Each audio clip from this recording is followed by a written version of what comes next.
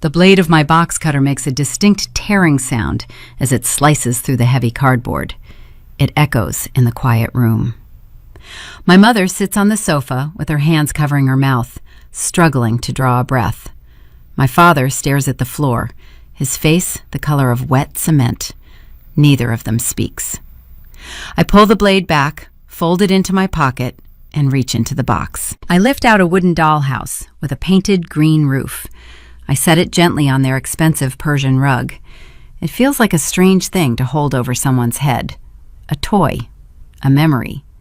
But when I tell them exactly what this vintage dollhouse cost them, my father finally looks up, and the expression in his eyes tells me he already knows he just lost his house. Welcome back to Aura Vengeance, where we tell stories about people who quietly dismantle the traps laid out for them.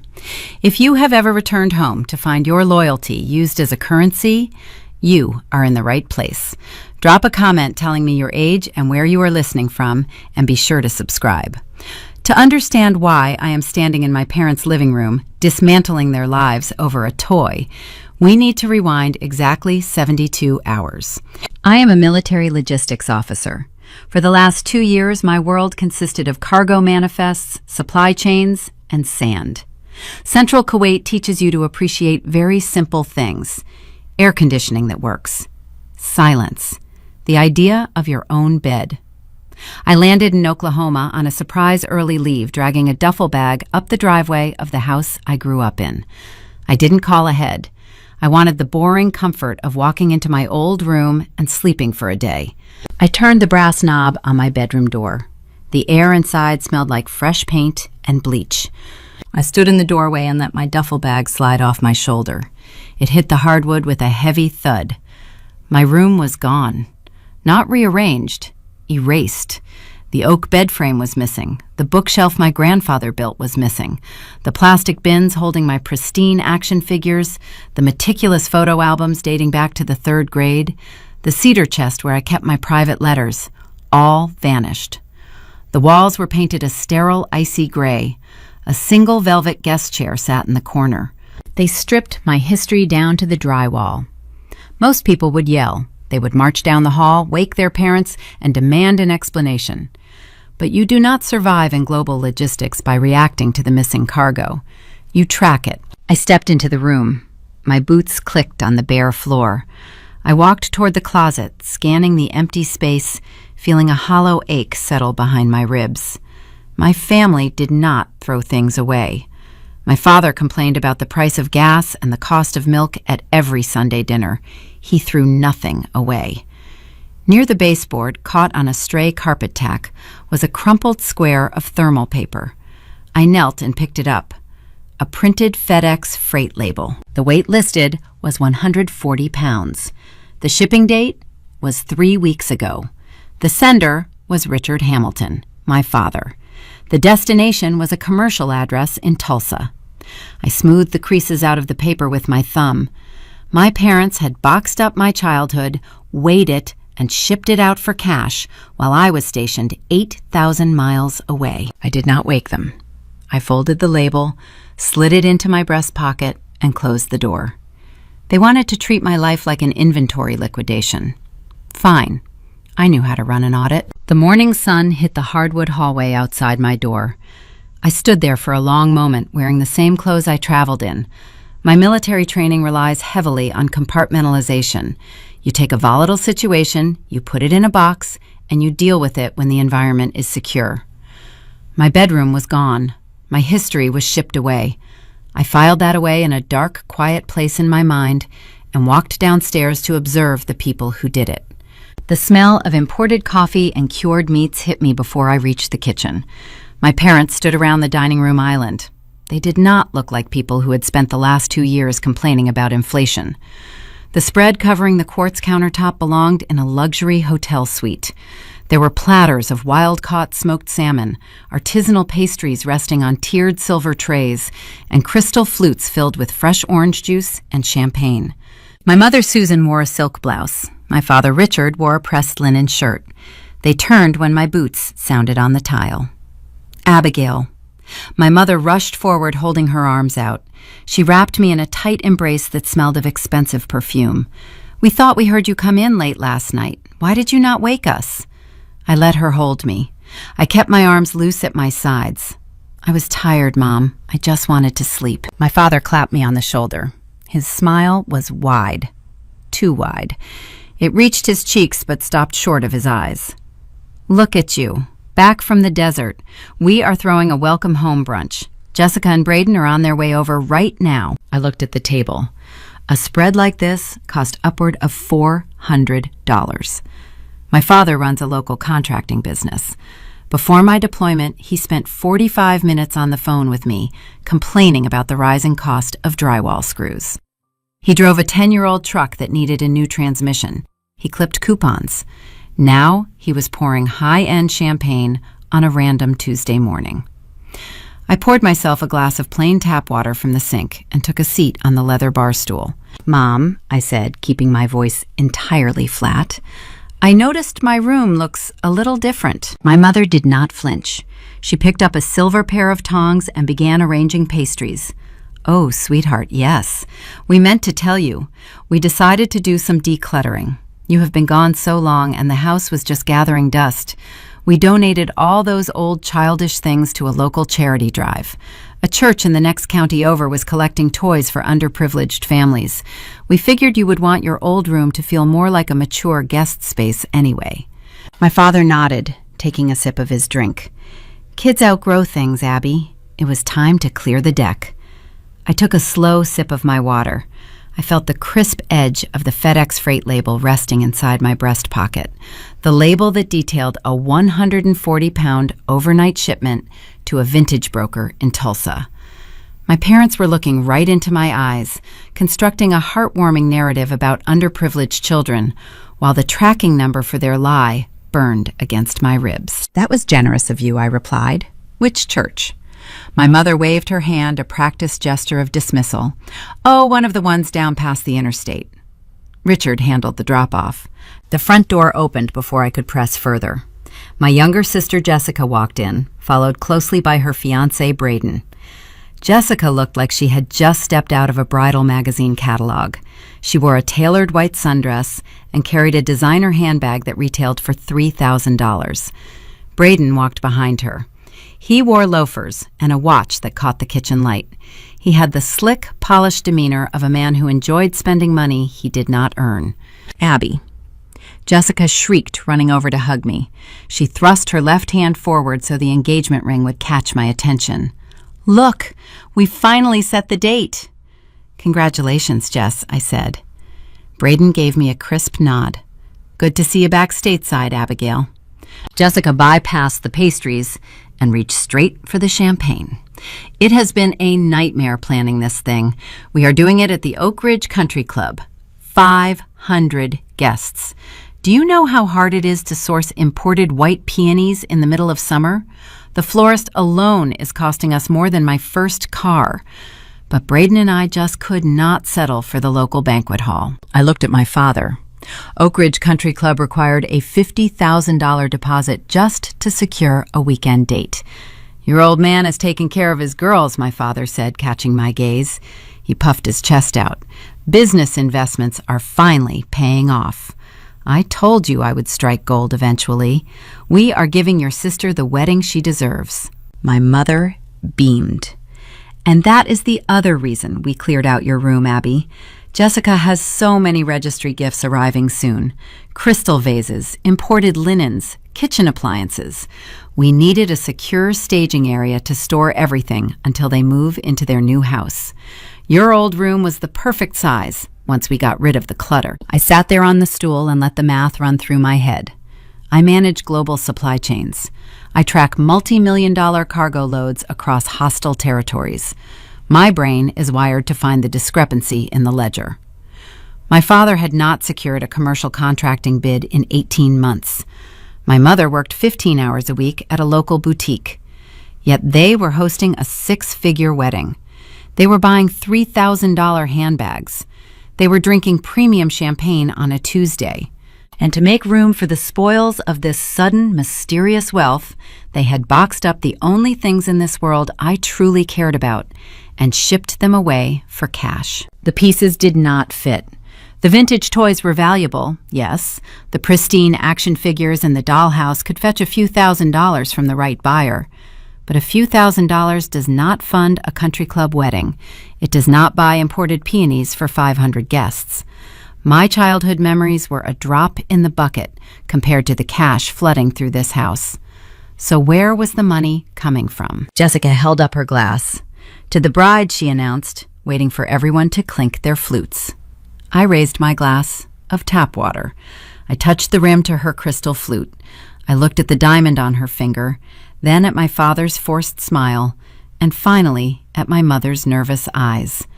They were performing. The entire brunch was a stage play designed to distract me. They thought if they fed me smoked salmon and smiled wide enough, I would simply accept my erased history and fall back into line. They did not understand who they were dealing with. I do not ask questions when I know people are lying. I gather the evidence. I set my water glass down on the quartz counter. The cold condensation left a ring on the stone. I am going to head out for a bit, I said, standing up from the stool. I need to grab a decent cup of black coffee and stretch my legs. Jet lag is catching up with me. My mother looked relieved. Of course, sweetheart, take your time. We are just so glad you are home. I walked out the front door and climbed into my truck. I did not turn the key immediately. I sat in the driver's seat and pulled the crumpled thermal receipt from my pocket. The ink was slightly faded, but the tracking number was clear. Richard Hamilton, 140 pounds. Destination, Tulsa. My sister wanted a fairy tale wedding.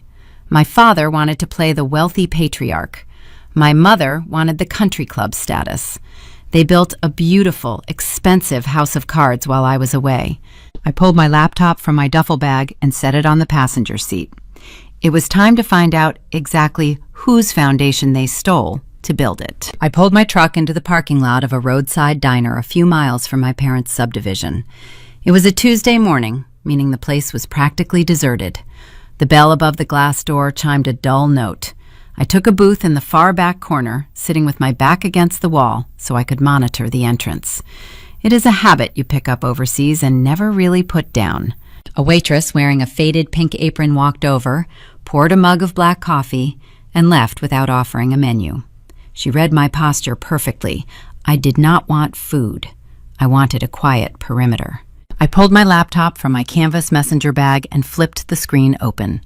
The diner Wi-Fi was unsecured, so I routed my connection through an encrypted virtual private network. I bypassed the standard commercial tracking websites. My military credentials grant me access to deeper logistical supply chain networks. I smoothed out the crumpled thermal receipt I found in my empty bedroom and typed the tracking numbers into the search bar. The system processed the query for 3 seconds before rendering the digital manifest. Sender, Richard Hamilton. Origin, my childhood address. Service class, overnight priority freight. Weight, 140 pounds. Destination, Marcus Hawthorne, Tulsa Antiquities and Collectibles. I stared at the glowing screen, letting the cold reality settle over me. There was no charity drive. There was no church collecting toys for underprivileged families. There was only a commercial transaction designed to turn my past into immediate capital. 140 pounds of vintage nostalgia, boxed up, weighed, and shipped out in the dead of night. I took a slow sip of the bitter diner coffee. My mind automatically began constructing a profile of the perpetrator. Who needed quick cash desperately enough to pawn a sibling's childhood? My father was a vain man, but he was also deeply proud. He preferred maintaining his wealthy facade through risky loans and quiet credit extensions, not by hawking household goods to antique dealers. My mother cared about neighborhood aesthetics and country club gossip above all else. Rummaging through dusty attic bins and packing cardboard boxes was beneath her pristine manicures. Then there was Jessica. The image of her standing in the kitchen flashed across my memory. The tailored white sundress, the imported designer handbag resting on the quartz counter. The breathless, theatrical complaints about the rising cost of white peonies for a 500-guest reception. Jessica had always treated my possessions as an extension of her own closet. Growing up, she borrowed my clothes without asking and left them stained on her bedroom floor. If she broke a toy, my parents bought her a new one. Now she was older, and her tastes had escalated exponentially. A pristine 1990s dollhouse, mint-condition action figures, and rare first-edition books could easily fetch enough cash to cover a deposit on a custom bridal gown or secure a luxury caterer. My sister liquidated my history to fund her vanity, and my parents, ever the enablers of her princess fantasy, packed the boxes and signed the shipping label to protect her from any consequences. The theory fit the established data perfectly. It explained their nervous smiles in the kitchen. It explained the rushed, fabricated story about the church donation. I felt a hard knot of anger tighten in my stomach. I was going to let Jessica enjoy her expensive mimosas today. I would handle her later. Right now, my tactical priority was asset recovery. I needed to know exactly what Marcus Hawthorne bought before I walked into his showroom. I keep meticulous records. Before I deployed to the Middle East, I digitized my personal inventory. I opened a new tab on my browser and logged into my private email archive to pull up the original purchase receipts and appraisal documents I had saved years ago. I scrolled past the promotional spam and automated newsletters. My eyes scanned the dates, looking for the folder labeled Personal Inventory. Instead, my gaze snagged on a bold red subject line resting at the top of my inbox. It was an automated notification from a major credit monitoring bureau. The timestamp indicated it arrived 4 days ago. The text preview read, "Urgent security alert. New inquiry detected on your credit profile." I stopped scrolling. My fingers hovered motionless over the trackpad. Active duty military personnel routinely place active alerts or freezes on their civilian financial profiles before deploying. It prevents bad actors from opening accounts while you are off the grid. Furthermore, maintaining an immaculate credit score is a requirement for holding a federal security clearance. If an officer falls into unexplained debt, the government views them as a liability. I set my financial perimeter months ago. I had not applied for a new credit card. I had not requested a vehicle loan. I was sleeping in a fortified barracks near Kuwait City 4 days ago. A low, persistent hum of unease started at the base of my skull.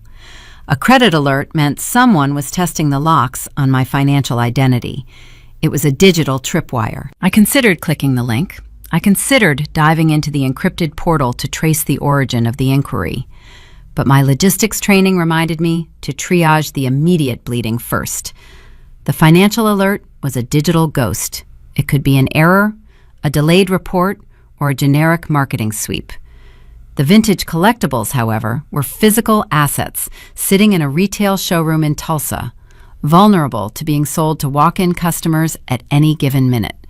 If Hawthorne broke the collection apart and sold it piece by piece to different buyers, I would never recover the items. I dragged the cursor over the credit bureau email and hit the star icon, bookmarking it for later. The digital alarm would have to wait until the afternoon. I needed to secure my physical cargo first. I closed the laptop and slid it into my bag. I left a $5 bill next to the half-empty coffee mug and walked out into the suffocating Oklahoma heat. The drive to Tulsa took an hour and 15 minutes. The highway stretched out flat and gray, shimmering with heat mirages. I drove in total silence. No radio, no podcasts, just the steady hum of the truck tires against the asphalt. I ran through the upcoming tactical engagement. Marcus Hawthorne was a civilian broker. He operated a high-end shop in a wealthy district. He bought inventory for pennies and sold it to affluent collectors for a premium. He likely thought he scored the deal of a lifetime from a desperate, aging contractor looking to clear out an attic. Hawthorne did not know the original owner of those items was trained to extract high-value targets from hostile environments. I merged onto the interstate, exit the downtown Tulsa skyline, rising in the distance. The anger I felt toward Jessica was still there, but it had hardened into something useful. Focus.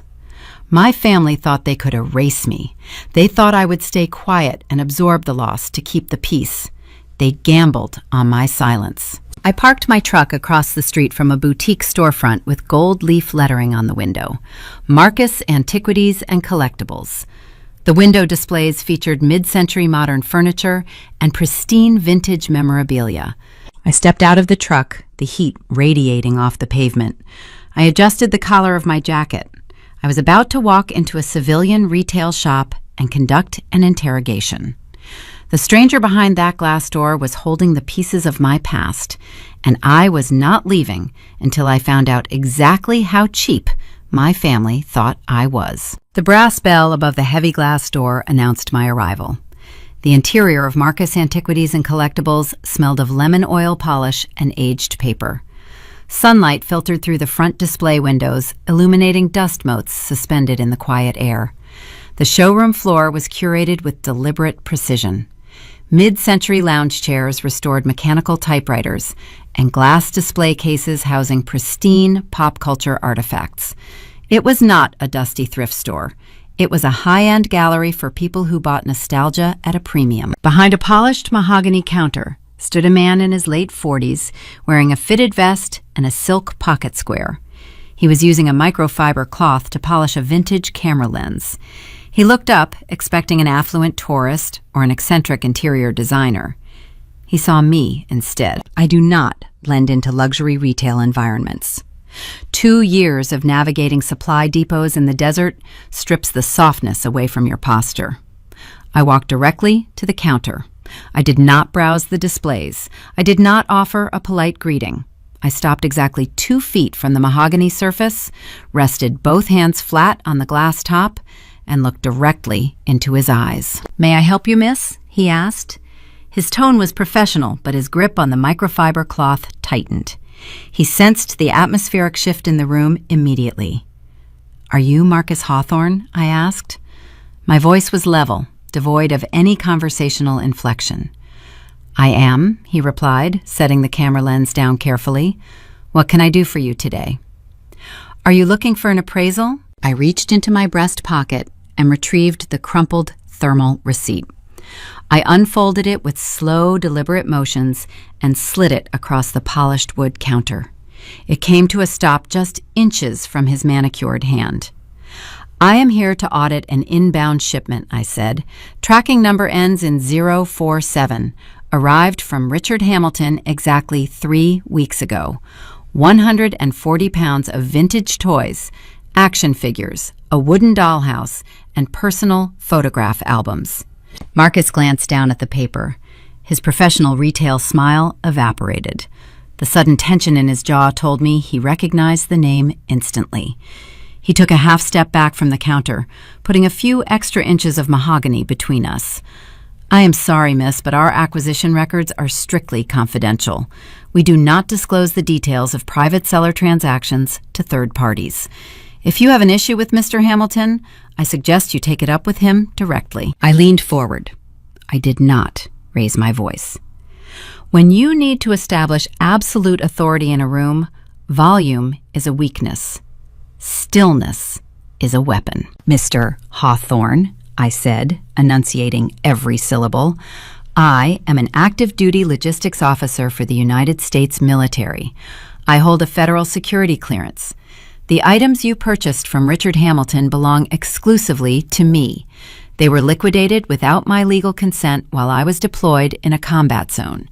You are currently harboring stolen property. You have 2 choices. You can pull the inventory and show me exactly what my father sold you, or I can walk out that door, contact the Tulsa Police Department, and file a formal report for felony theft and possession of stolen goods. They will lock down your entire showroom as an active crime scene for the next 30 days. How much foot traffic do you think your boutique will see with yellow tape stretched across the front windows?" Marcus stopped breathing for a full 2 seconds. He was a civilian businessman who traded in velvet ropes and polite negotiations. He was not equipped to handle a tactical ultimatum delivered without a blink. He swallowed hard. "Okay, hold on a second. Let us just take a breath. There is no need to involve the authorities. I did not move. "Show me the inventory." He nodded quickly, stepping out from behind the counter. "Follow me to the back room, please." I trailed him through a curtained doorway into a sprawling storage area. The pristine aesthetic of the front showroom disappeared, replaced by metal shelving racks, packing peanuts, and harsh fluorescent lighting. Marcus led me to a heavy steel storage rack near the loading dock. Sitting on the bottom shelf were 4 gray plastic storage bins. The hollow ache in my chest returned sharper this time. Through the translucent plastic, I could see the painted green roof of the wooden dollhouse my grandfather built for my 8th birthday. I saw the mint-condition blister packs of action figures I spent my high school summers meticulously cataloging.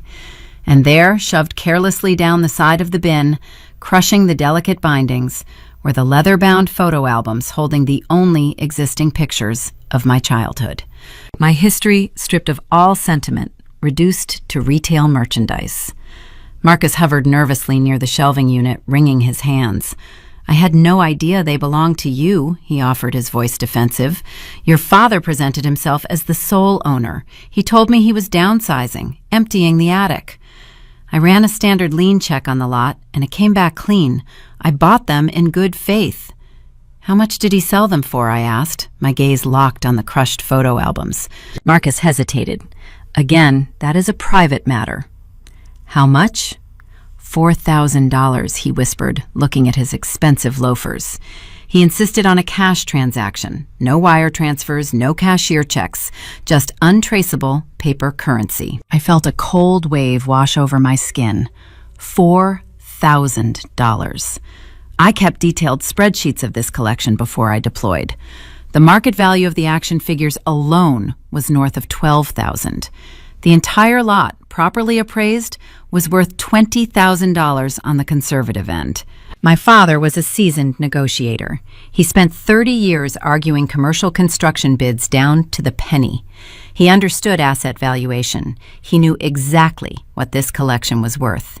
He did not sell it at an 80% discount because he was ignorant. He sold it at a catastrophic loss because he needed the cash immediately. He needed untraceable liquidity, and he needed it fast enough to accept a fraction of the value. That level of financial desperation did not fit the narrative of a man throwing a 6-figure wedding for his youngest daughter. Why was he in such a rush to liquidate? I asked, finally pulling my eyes away from the plastic bins to look at the broker. Marcus rubbed the back of his neck. I do not normally conduct business this way, but he was incredibly frantic, sweating, pacing around the loading dock. He told me he needed the money for a sudden family emergency. He said he was covering an unexpected bank error and the deadline was non-negotiable. He was in such a hurry to load the boxes and get the cash envelope, he did not even realize he left something behind in his truck bed. I almost threw it in the dumpster out back. My logistics training flared. A deviation from the manifest, an unaccounted item.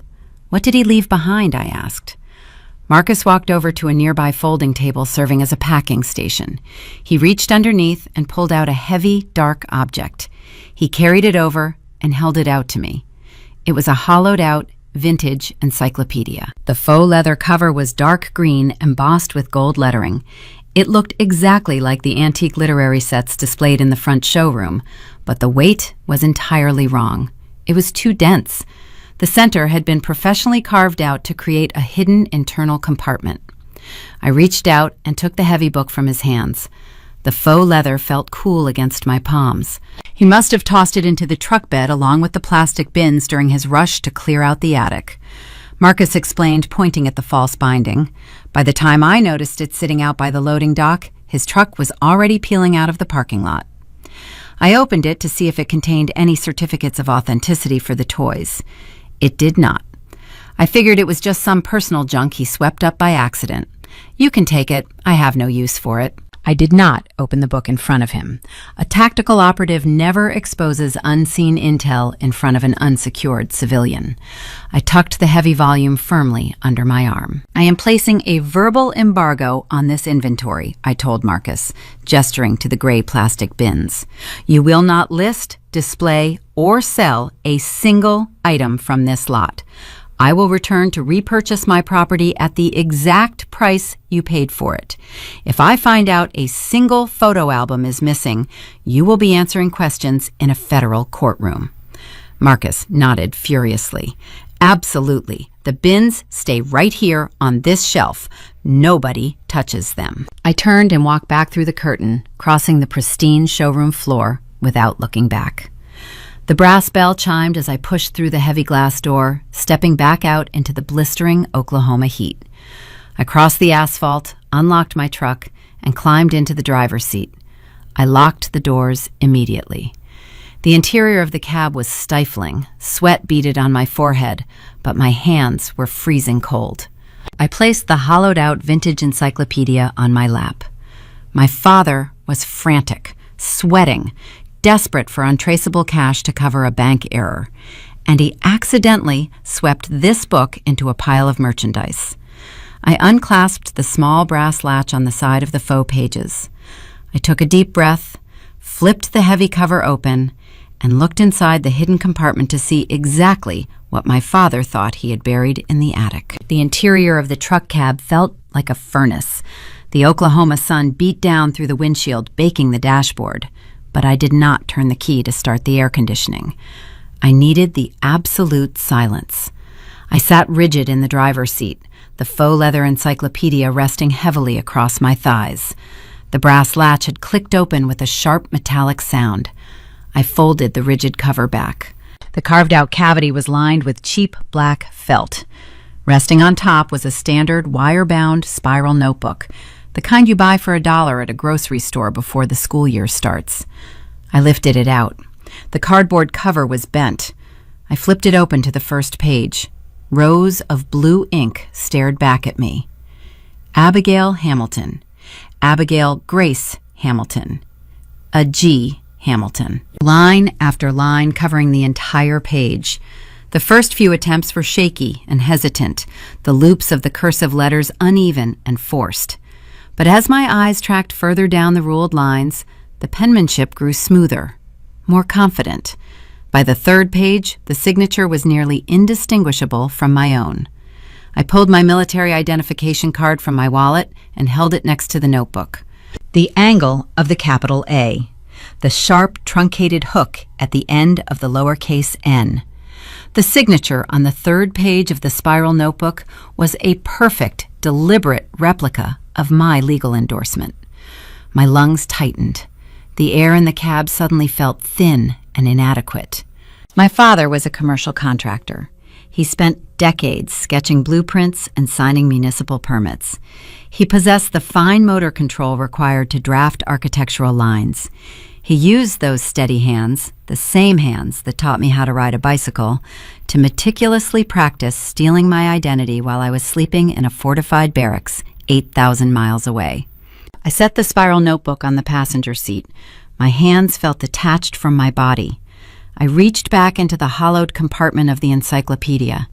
Tucked beneath where the notebook had rested was a thick stack of folded legal documents held together by a heavy binder clip. I pulled the documents out and smoothed the creases against my steering wheel.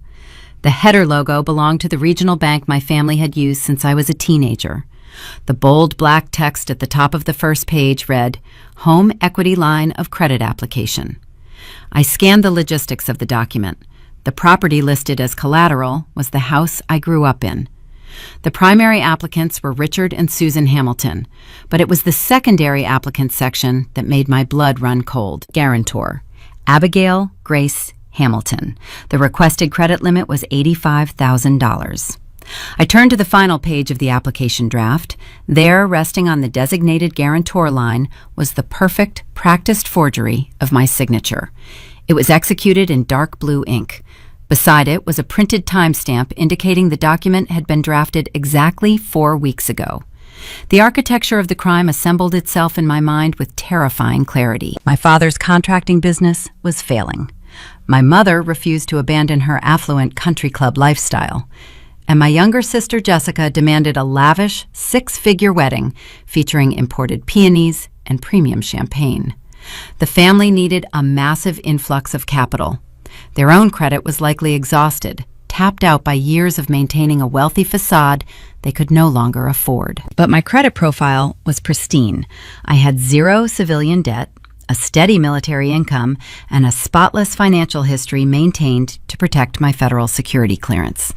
I was the perfect absent mark. They drafted the fraudulent equity loan using my stolen identity to secure the $85,000 credit line.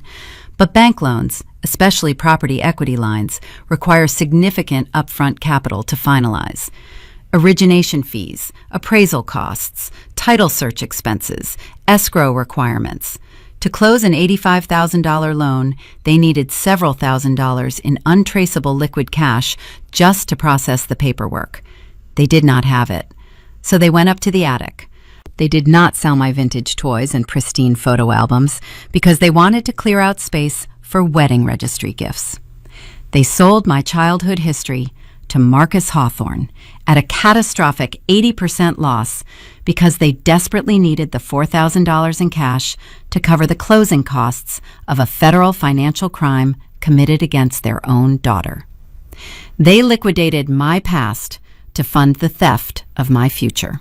The flagged email alert from the Credit Monitoring Bureau that I had bookmarked hours earlier suddenly echoed in my mind like a siren. Urgent security alert. New inquiry detected on your credit profile. The loan was not just a draft. They had actually submitted it. They pushed the fraudulent paperwork through the regional bank system while I was deployed. The $85,000 was real. The money paying for the imported smoked salmon, the $3,000 designer handbags, and the Oak Ridge Country Club deposit was currently being drawn against my stolen signature. I gripped the leather steering wheel. The leather groaned under the pressure. The deep, hollow ache in my chest vanished. The residual shock of betrayal burned away, leaving nothing behind but cold, tactical fury. If a hostile combatant steals military assets, you do not cry. You do not ask them why they did it. You neutralize the threat and recover the operational territory. My family had declared war on my financial survival. I was no longer an older sister or a daughter. I was a logistics officer standing behind enemy lines. I looked back down at the final page of the loan application.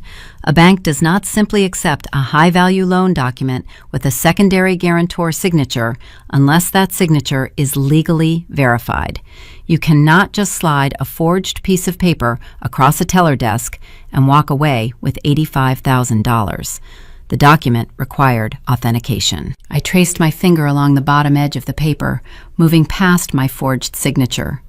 Resting in the lower right corner was the required authentication mark.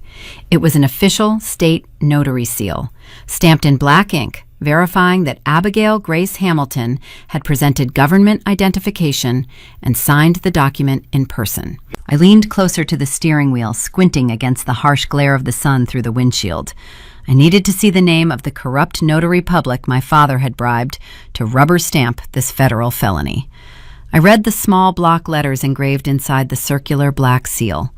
The name on the stamp was Braden Hayes, Jessica's fiancé. The syndicate expanded. The groom did not just benefit from the stolen funds paying for his extravagant wedding reception. He actively facilitated the fraud. He used his state-issued notary license to legally authenticate a signature he knew was forged, while the woman whose name he stole was stationed overseas. My entire family was complicit.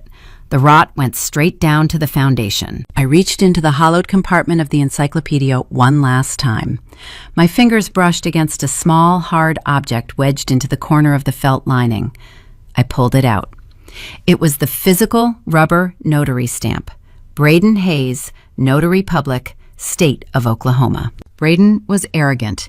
He stamped the fraudulent paperwork, tossed his official seal into the fake book alongside the practice forgery notebook, and forgot about it. My father, frantic to secure the closing cost cash, scooped the book up with the rest of the attic merchandise and accidentally abandoned the murder weapon at the Tulsa Vintage Shop. I rolled the rubber stamp around in my palm. It felt heavy. Lethal. I pulled my cell phone from my pocket. I did not call my parents. I did not call the local police department. Local police handle domestic disputes and stolen televisions. I was holding irrefutable proof of aggravated identity theft, wire fraud, and the forging of an active duty service member's legal endorsement. I opened my contacts and dialed the direct line for my military Judge Advocate General officer. The phone rang twice before a crisp voice answered. Major Reynolds, JAG Corps. Major, I said, my voice steady and cold. This is Officer Abigail Hamilton. I need to initiate a federal financial strike. I have a syndicate operating on civilian soil, and I am ready to drop the hammer. The line clicked, and a secure connection engaged. The voice on the other end belonged to Major Thomas Reynolds. He served as the primary Judge Advocate General officer for my battalion. He handled military law, federal compliance, and the protection of active duty personnel. He did not deal in emotion. He dealt in statutes and consequences. Major, I said, keeping my voice steady and cold, this is Officer Abigail Hamilton. I need to initiate a financial strike. I have a syndicate operating on civilian soil. The static on the line hummed for a fraction of a second. Reynolds shifted gears, instantly recognizing the authorized protocol language. Go ahead, Officer Hamilton. Give me your situation report.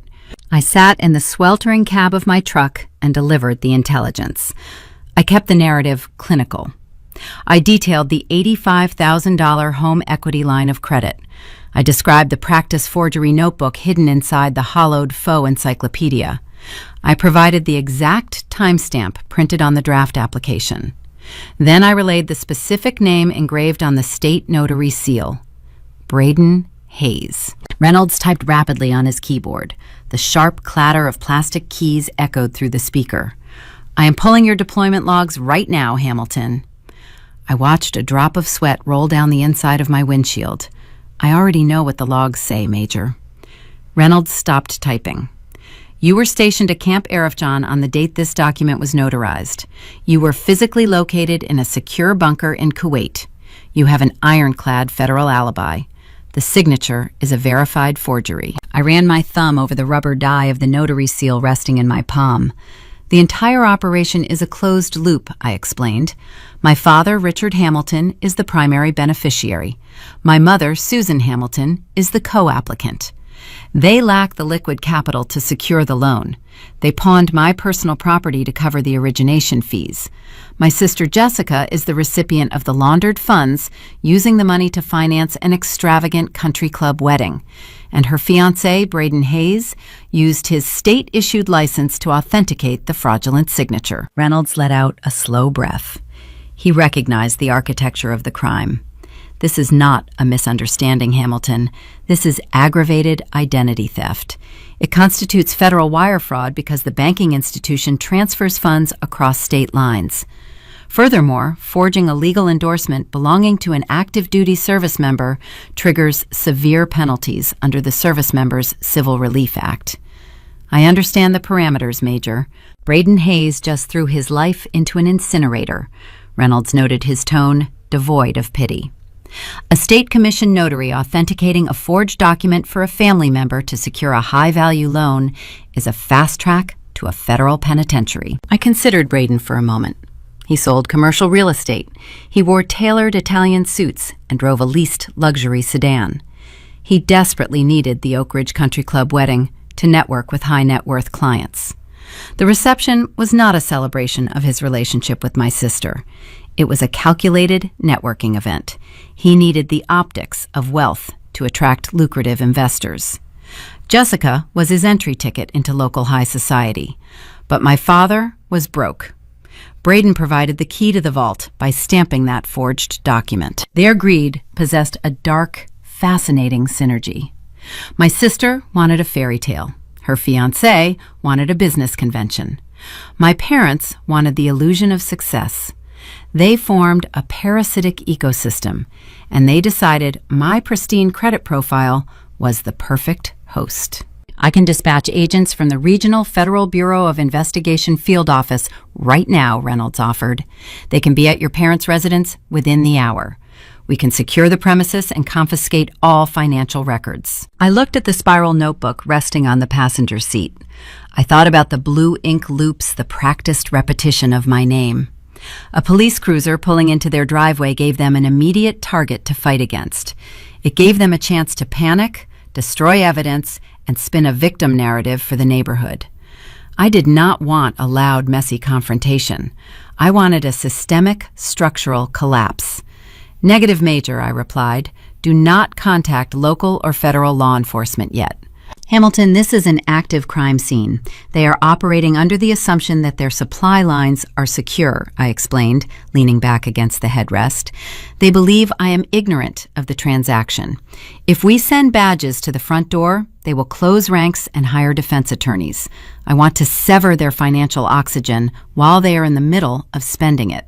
I want them extended deep into hostile territory when the bridge collapses. Reynolds paused. He respected tactical patience. What is your objective? I need to interface with the regional bank holding the fraudulent equity line. I am driving to their Central Financial District branch right now. I will submit the physical evidence to their internal fraud division and execute a hard freeze on the account. I need you on standby to provide federal verification of my deployment logs when I speak to the bank manager. Understood, Reynolds said. I will monitor my secure channel. Keep me updated. I ended the call and tossed the phone onto the passenger seat. I finally reached forward and turned the ignition key. The truck engine roared to life. The air conditioning blasted warm air for a few seconds before turning ice cold.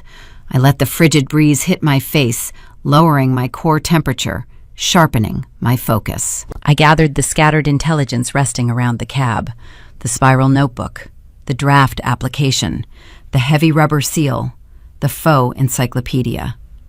I unzipped my tactical canvas messenger bag and secured the items inside. They were no longer family secrets. They were classified munitions. I shifted the truck into gear and pulled out of the parking spot. The drive to the financial district required crossing the Arkansas River. I merged onto the highway, calculating the upcoming timeline.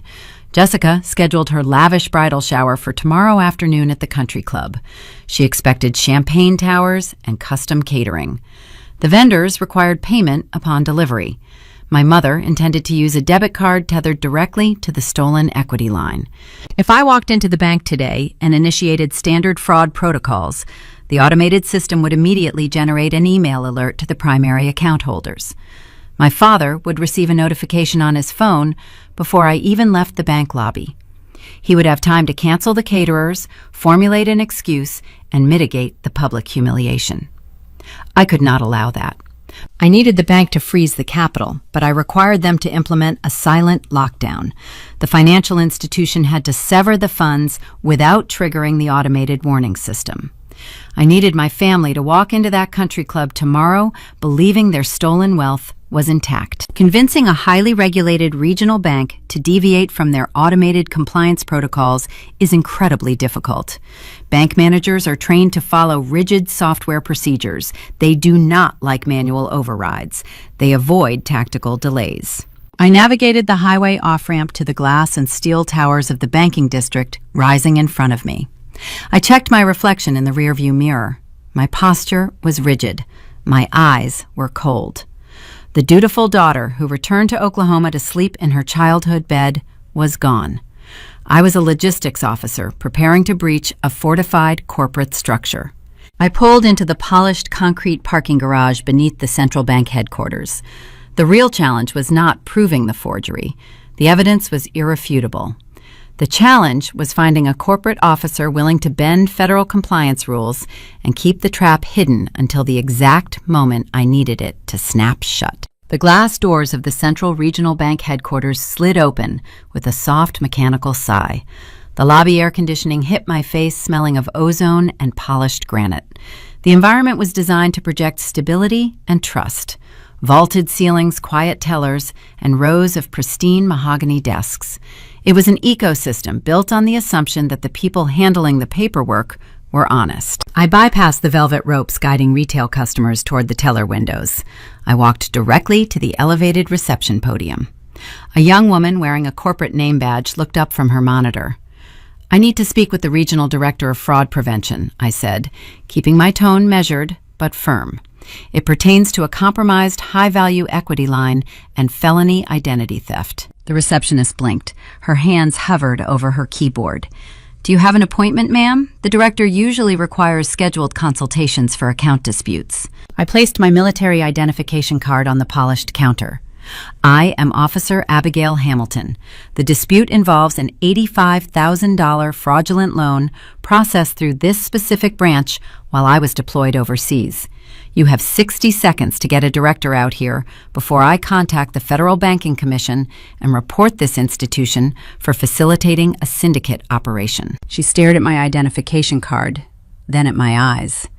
She picked up her desk phone and dialed a 4-digit extension. Her voice dropped to a frantic whisper. Within 2 minutes, a man in a tailored charcoal suit emerged from a set of frosted glass doors. He possessed the polished, cautious demeanor of someone whose entire career revolved around mitigating corporate liability. "Officer Hamilton," he said, extending a hand. "I am David Vance, Senior Director of Risk Management. Please follow me to my office." I ignored his hand. I picked up my identification card and followed him through the frosted doors into a soundproof corridor. His office was sterile and organized. 2 monitors glowed on his desk, displaying complex financial ledgers. He gestured toward a leather guest chair. I did not sit down. I remained standing, unzipping my tactical canvas messenger bag. David took his seat, folding his hands over his keyboard. "How can the bank assist you today, officer?" "We take unauthorized account access very seriously." "This is not unauthorized access," I replied, pulling the stacked evidence from my bag. "This is systemic structural fraud." I laid the documents out on his glass desk one by one. I started with the drafted application for the home equity line of credit. I pointed to the guarantor signature line. "That is my name," I stated, "and that is a verified forgery." David leaned forward, squinting at the paperwork. "Forgeries on high-value property loans are exceedingly rare due to our authentication requirements. We mandate state-certified notary verification for all secondary guarantors." "I know," I said. I placed the spiral notebook next to the application. I opened it to the 3rd page, revealing the dozens of practiced attempts to mimic my handwriting in blue ink. Then I reached into my bag and withdrew the heavy rubber notary stamp. I set it down on the glass directly in front of his keyboard. The rubber die hit the surface with a dull thud. David stared at the physical stamp. The color slowly drained from his face. "The notary who authenticated that document is Braden Hayes," I explained. "He is the future son-in-law of the primary account holders. He used his state license to push this loan through your system, knowing the signature was fabricated." David picked up the draft application. His eyes darted to the printed timestamp at the top right corner. He typed my name into his terminal. I watched his monitor reflect against his glasses. He brought up the active ledger for the equity line. "This account is live," David murmured, his voice losing its polished corporate sheen. "The primary holders have already drawn over $12,000 against the principal balance during the past 72 hours. They are funding a country club wedding," I noted. "But the fundamental issue is not how they are spending the money. The issue is where I was when they acquired it." I placed my official deployment orders on top of the spiral notebook. The paper carried the official seal of the Department of Defense. Read the dates I instructed. David picked up the military orders. His eyes tracked across the paragraphs. He swallowed hard. The dates indicated you were stationed at a secure facility in Kuwait on the exact day this loan application was signed and notarized in Oklahoma. "Correct," I said. "I was 8,000 miles away. Your branch originated an $85,000 loan based on a fraudulent authentication. You are holding the financial liability." David pushed his chair back. His corporate calm was gone. He realized the sheer magnitude of the failure. His institution had facilitated a federal crime against a deployed soldier. The fines and federal audits resulting from this oversight would be catastrophic for the branch. "I am initiating a severe internal lockdown immediately," David said, his fingers flying across the keyboard. "We are freezing the equity line. We will reverse the drawn funds, flag the primary account holders for criminal fraud, and trigger the automated notification system. They will receive a text and email alert within the next 5 seconds, informing them the account is suspended, pending a federal inquiry. "Stop typing," I ordered. My voice cut through the quiet office like a blade. David froze. His index finger hovered a millimeter above the enter key. "Do not send the automated alert," I said. "You will execute a silent freeze." David looked up bewildered. "Officer Hamilton, our compliance software requires us to notify account holders the moment a fraud lockdown engages. It is standard operating procedure. I cannot just suspend a line of credit without generating an internal alert." "You are going to deviate from your standard operating procedure today, David." I leaned across the glass desk, invading his personal space. "I need the capital severed, but I require the front-end interface to remain untouched. If you send an automated alert to Richard and Susan Hamilton right now, they will panic. They will destroy supplemental evidence. They will contact Braden Hayes, who will likely attempt to report his notary stamp stolen to cover his tracks. You will be actively interfering with an ongoing military intelligence operation by tipping off the suspects." David wiped a bead of sweat from his temple. "I am a regional risk manager. I do not have the clearance to bypass the notification protocols without authorization from a federal agency." I pulled my cell phone from my pocket, dialed Major Reynolds, and put the device on speakerphone. I set it on the glass desk.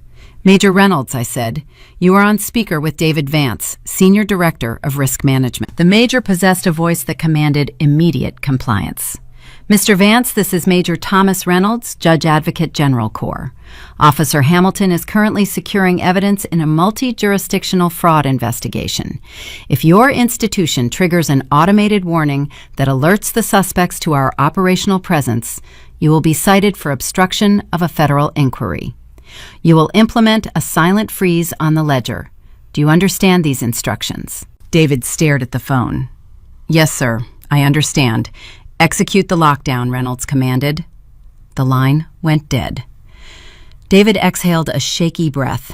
He navigated away from the automated compliance screen and accessed the deepest administrative tier of the banking software. He bypassed the standard protocols.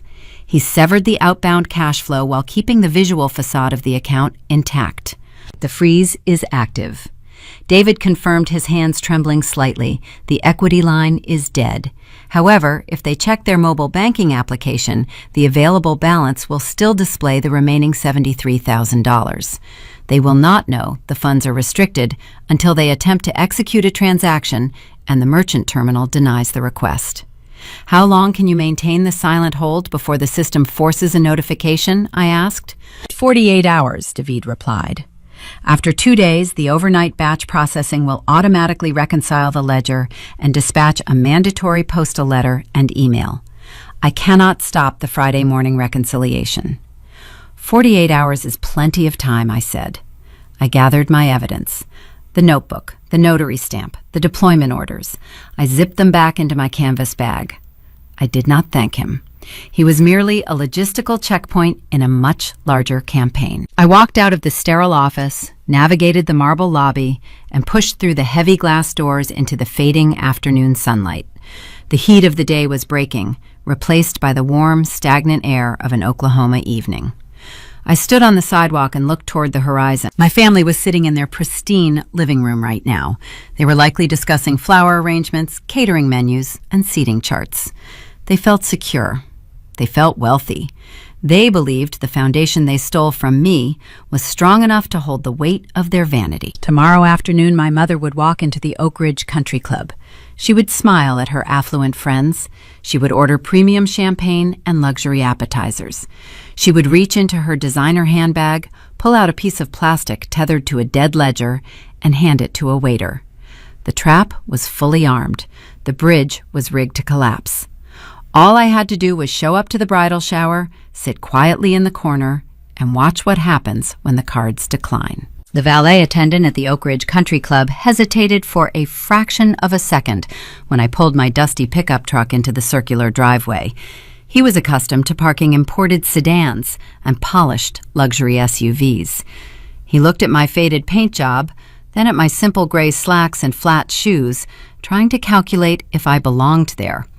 I handed him the keys without a word and walked up the wide marble steps toward the main ballroom. I was walking into a theater of fiction. The heavy oak doors of the ballroom stood open.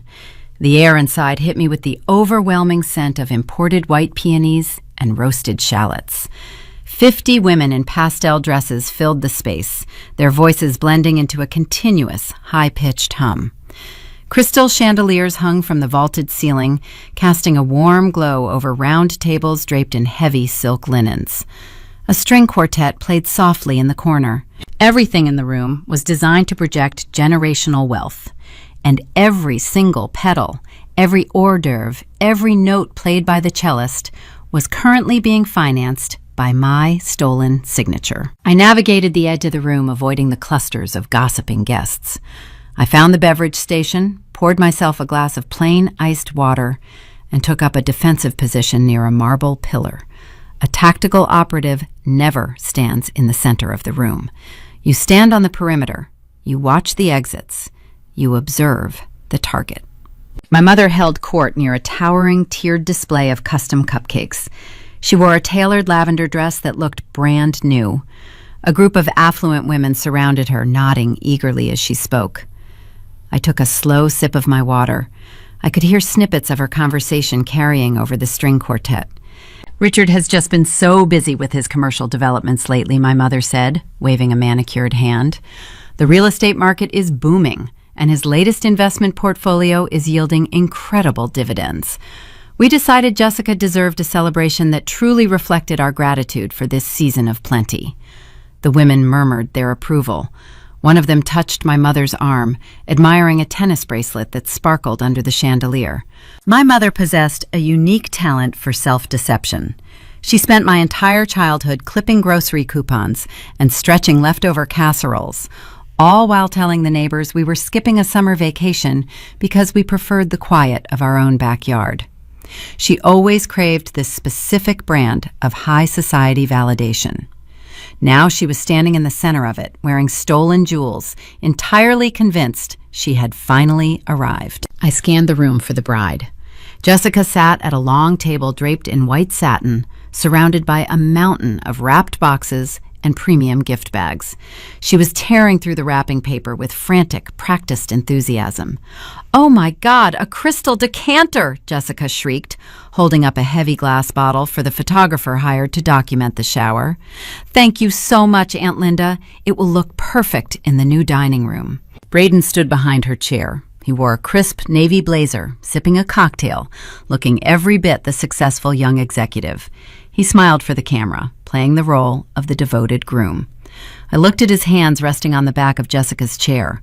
Those were the hands that gripped the state-issued notary seal. Those were the hands that authenticated my forged signature to secure his own lavish party. I felt no anger looking at him.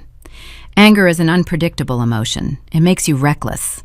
I felt a cold, deep alignment with the laws of gravity. They built an entire universe while standing on a trap door, and I was holding the lever. I stepped away from the pillar and walked toward the gift table. It was time to make my presence known. Jessica spotted me approaching. Her performative smile faltered for a microsecond before she recovered. She handed the crystal decanter to a bridesmaid and stood up, smoothing the skirt of her designer sundress. "Abby, you made it," Jessica said, projecting her voice so the surrounding guests could hear. She leaned in for a brief, stiff hug. "I did," I replied, keeping my arms at my sides. "The room looks expensive, Jess." Jessica narrowed her eyes, catching the subtle edge in my tone. Braden shifted his weight, his gaze tracking my movement.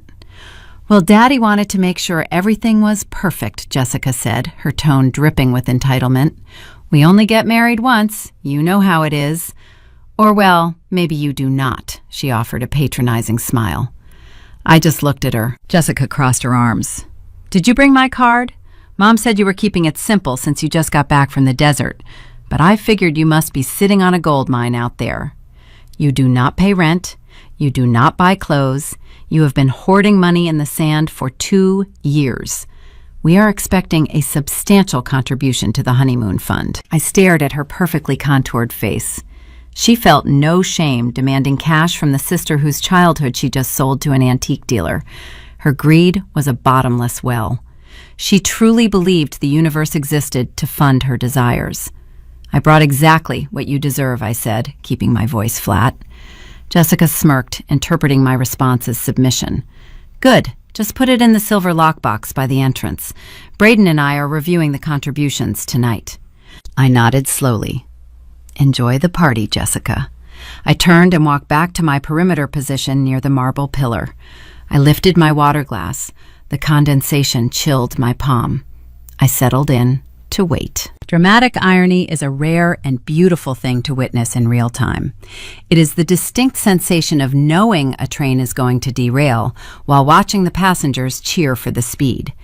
The 50 guests in the ballroom saw a wealthy family hosting a luxury event.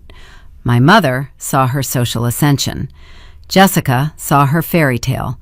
Braden saw his networking victory. I was the only person in the room who knew the banking ledger was frozen solid. 10 minutes later, the catalyst arrived. A man wearing a crisp black suit and a silver name tag approached my mother. He was the catering director for the country club. He carried a leather-bound folio. He waited politely for a break in the conversation before stepping forward. "Excuse me, Mrs. Hamilton," the director said, keeping his voice respectful but urgent. "We are preparing for the final toast. The standard sparkling wine package you selected is running low. We have a reserve of premium French champagne in the cellar, but upgrading the entire room will incur an additional fee of $500. Would you prefer we pour the reserve, or should we substitute with a local cider?" My mother stiffened. The affluent women surrounding her paused their conversation, waiting to see how the host would handle the sudden expense. This was the ultimate test of her facade. A wealthy matriarch does not substitute premium toast liquor with local cider in front of her country club peers. My mother let out a light theatrical laugh. "Oh, please, we are not toasting my daughter's future with cider. Bring out the French Reserve immediately. We want nothing but the best today." The catering director offered a tight, professional smile. "Excellent choice, madame. I just need a card on file to authorize the upgrade surcharge before I pop the corks."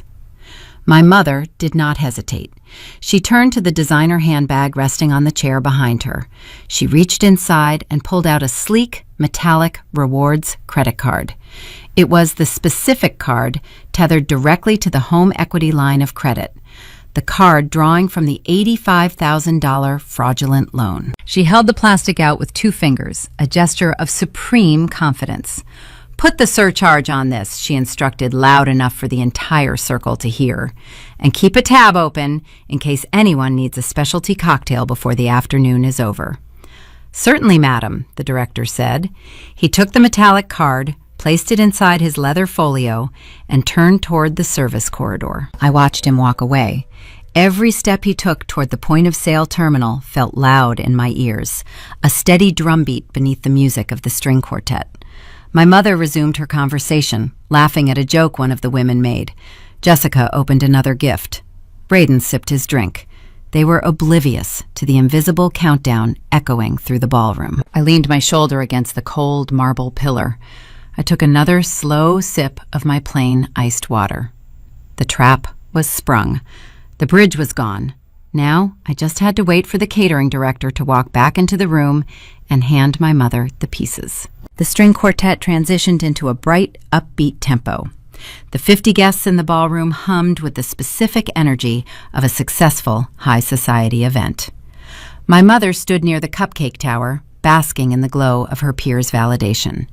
Jessica posed for another photo, holding a silver serving tray. Braden checked his phone, a confident smirk resting on his face. It took exactly 4 minutes for the catering director to return. He did not walk with the crisp, formal stride he used earlier. His posture was tight. His gaze stayed fixed on the floor. He carried the leather folio in his left hand, holding a wireless point-of-sale terminal in his right. He approached my mother's circle, navigating the affluent women with quiet urgency. "Excuse me, Mrs. Hamilton," he said. His voice was lower this time, pitched to avoid the ears of the surrounding guests. My mother turned, holding her crystal flute. Yes, are the reserve bottles being prepped? The director glanced nervously at the women standing nearby. He leaned in closer. I am terribly sorry, madam, but there seems to be a processing error with the payment method you provided. The terminal is returning a decline code. The word hung in the air between them. Decline. It is a violent word in environments built entirely on appearances. The women in the circle stopped talking. Their eyes darted toward the catering director, then back to my mother. The invisible hierarchy of the country club demanded flawless financial execution. A declined card was a tear in the canvas. My mother offered a sharp, brittle laugh. She swirled the remaining champagne in her flute. Oh, for heaven's sake. It is probably one of those automated fraud protection triggers. You know how these banks are. If you sneeze while making a large purchase, they freeze your account for your own safety. It is terribly inconvenient, but I suppose I should be grateful they monitor my high balance lines so closely. She opened the clasp of her designer handbag and dug past her lipstick. She pulled out a secondary debit card. This one was tied directly to the checking account linked to the home equity line. Just run this one, she instructed, handing the plastic to the director. And tell the bartender to start popping those corks. We have guests waiting. The director took the debit card. He slid it into the wireless terminal resting in his palm. The small screen illuminated. The machine processed the data, communicating with the central banking servers. I watched the screen from my position near the marble pillar. I knew exactly what message the digital ledger was sending back. The account was locked. The outbound cash flow was severed. Major Reynolds and David Vance had fortified the vault, and no amount of country club posturing was going to breach it. The terminal emitted a harsh, low-pitched beep. The director stared at the screen. He looked up at my mother. The professional deference in his eyes was replaced by a distinct, cold calculation. He recognized the pattern. It was not a fraud trigger. It was a structural failure.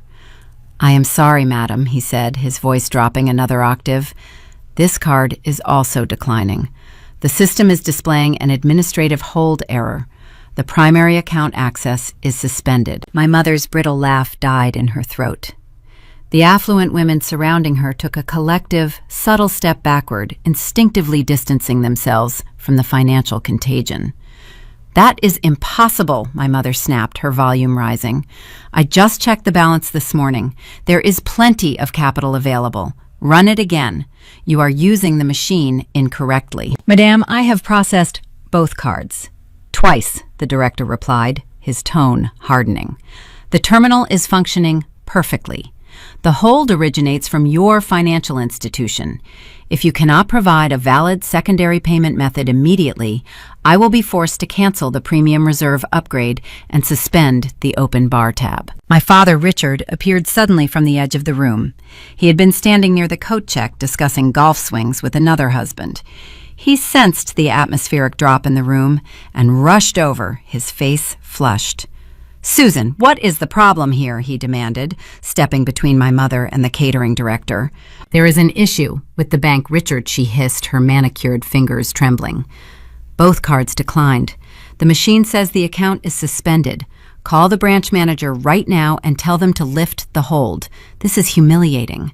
My father stared at the two pieces of plastic resting on the director's leather folio. The flush in his cheeks vanished, replaced by a sickly pale gray. He knew the cards were tied to the fraudulent equity line. He knew the balance displayed $73,000 available. But he also knew the foundation of that loan was built on a forgery. A suspended account did not mean a generic fraud trigger. It meant the bank found the crack in the concrete. Give me a moment, my father said to the director. His voice lacked its usual booming authority. Let me make a phone call. We will get this sorted out. Susan stepped into the hallway with me. He grabbed my mother's elbow, his grip tight enough to wrinkle the silk of her lavender dress. He pulled her away from the cupcake tower, away from the staring eyes of her affluent friends, and dragged her toward the heavy oak doors leading to the main corridor. I set my water glass down on a nearby cocktail table. I pushed off the marble pillar and followed them. The corridor outside the ballroom was quiet, lined with dark wood paneling and oil paintings of past club presidents. My father backed my mother into an alcove near the restrooms. He pulled his cell phone from his blazer pocket, his hands shaking so badly he dropped the device twice before managing to dial the bank's automated service line. I stopped 10 feet away, leaning against the patterned wallpaper, watching the panic unfold. He pressed the phone to his ear, listening to the automated prompts. He punched in his account number. He entered his security PIN. He waited for the robotic voice to deliver the available balance. "We are fine," my mother whispered, frantically wringing her hands. "It has to be a glitch. Just tell the machine to authorize the transaction. Jessica needs that champagne for the toast. Braden's clients are watching us." My father did not answer. He stared blankly at the oil painting on the opposite wall. The robotic voice on the phone delivered a message he could not comprehend. He lowered the device, his hand dropping slowly to his side. "The system says the account requires manual administrative review," he whispered, his voice cracking. "It says the funds are frozen, pending a federal inquiry."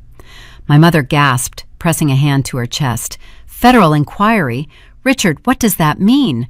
What did you do?" "I did nothing," he shot back, panic bleeding into his tone. "I followed the procedure. Braden stamped the paperwork. The money was cleared. Why is there a federal hold on a simple property loan?" "Because you stole it," I thought, watching them from the shadows. "And the owner came home early." My father turned his head and saw me standing down the hall. He froze. A desperate, wild calculation flickered behind his eyes. He saw his daughter, the logistics officer, the daughter who paid her own bills, who saved her military salary, who always managed to quietly fix the broken machinery of his life. He pushed off the wall and walked quickly toward me, forcing a tight, panicked smile onto his face. "Abby," he said, his breathing shallow.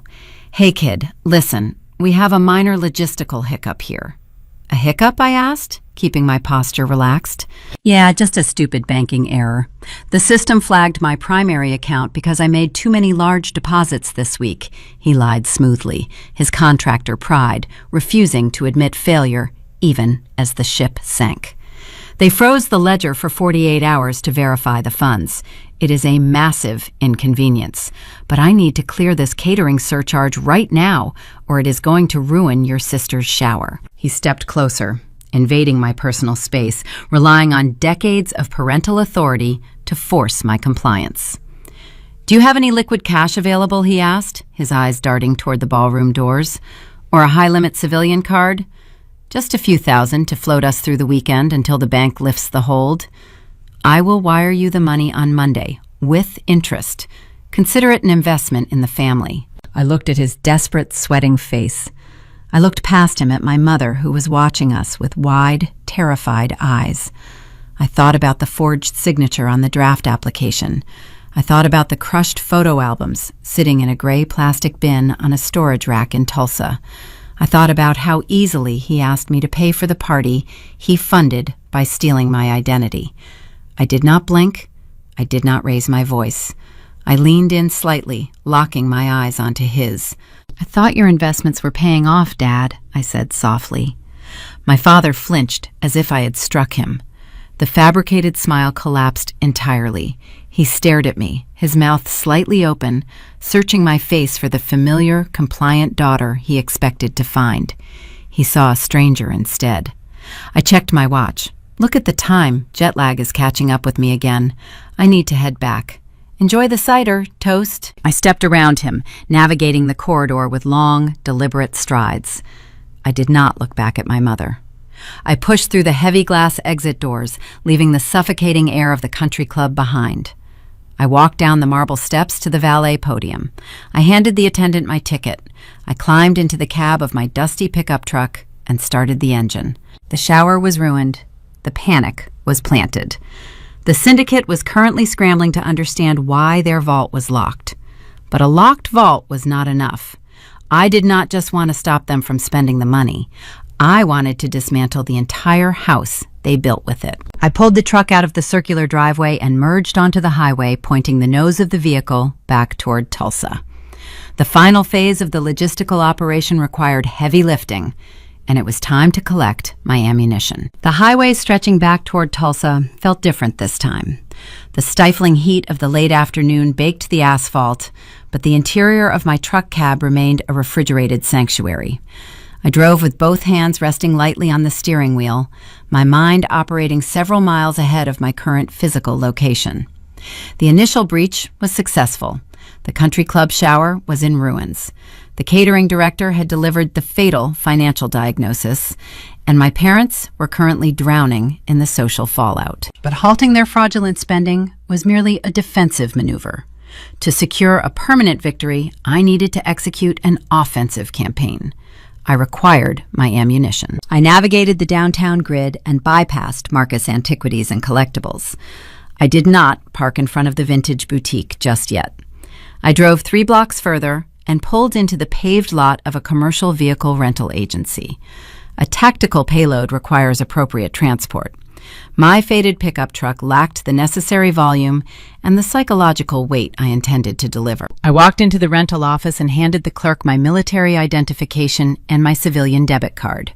I requested a 15-foot heavy-duty box truck equipped with a reinforced steel loading ramp. The clerk processed the transaction without asking questions.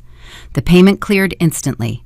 My funds were drawn from a secure federal credit union built on years of disciplined saving and hazardous duty pay. It was honest capital, entirely untainted by forgery or deception. The clerk handed me a single brass key attached to a plastic tag. I walked out to the back lot and located the vehicle. The moving van was a towering rectangle of white aluminum and black rubber. The diesel engine roared to life with a deep, guttural vibration that rattled my teeth. I tested the air brakes, shifted the heavy transmission into gear, and drove the behemoth off the lot. My next stop was a commercial shipping supply warehouse located near the industrial district. I did not intend to transport my recovered history in the flimsy, transparent plastic bins my father had used. Flimsy plastic suggested a garage sale. I wanted to project the cold, unrelenting precision of a federal audit. I purchased 6 uniform slate gray industrial polymer transit cases. They were the exact type of containers utilized by the military to transport sensitive electronic equipment across hostile terrain. They featured reinforced steel latches, weather-resistant rubber seals, and rigid structural ribs.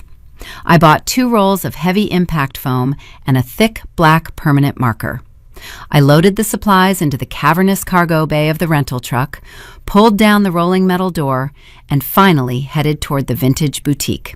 The sun was beginning to dip below the city skyline when I parked the massive moving van directly in front of Marcus Hawthorne's shop. The air brakes hissed loudly, echoing off the surrounding brick buildings. I walked through the front door. The brass bell chimed. Marcus stood behind his mahogany counter, sorting through a stack of appraisal invoices. He jumped slightly when the door opened, his eyes darting toward my face. He remembered the unblinking logistics officer who threatened to lock down his showroom. "Officer Hamilton," he said, his tone overly polite. "I kept everything exactly where you left it. Nobody has touched the back room." "I appreciate your compliance, Mr. Hawthorne," I replied. I withdrew a certified cashier's check from my jacket pocket. I visited my credit union branch before leaving town yesterday. The check was drafted for $4,200. I placed the paper on the glass counter. "This covers the $4,000 you paid my father, plus a $200 premium for your storage and inconvenience. The transaction is concluded. I am taking custody of my property." Marcus picked up the check, inspecting the watermarks. He looked relieved to be washing his hands of the stolen merchandise. "You can pull your truck around to the loading alley. I can help you carry the bins out." "That will not be necessary," I stated.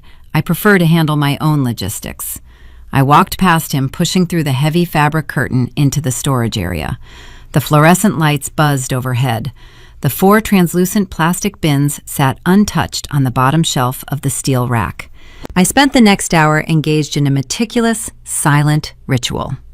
I carried the 6 slate gray industrial polymer cases from my rental truck into the back room. I lined them up on the concrete floor. I opened the first plastic bin and began the extraction process. I reached inside and lifted out the wooden dollhouse my grandfather built. My fingers traced the miniature shingles on the painted green roof. I remembered sitting on the floor of his garage, inhaling the scent of sawdust, watching him sand the tiny window frames. My parents sold his craftsmanship to cover a bank fee. I wrapped the wooden structure tightly in a thick layer of impact foam. I placed it gently into the center of the first gray industrial case. I moved to the pristine blister packs of vintage action figures. I knew the origin story of every single piece. I bought them using money I earned bussing tables during high school. I protected them from moisture and sunlight for a decade. My father shoved them into a bin like discarded trash. I stacked them into the second transit case in perfect uniform columns.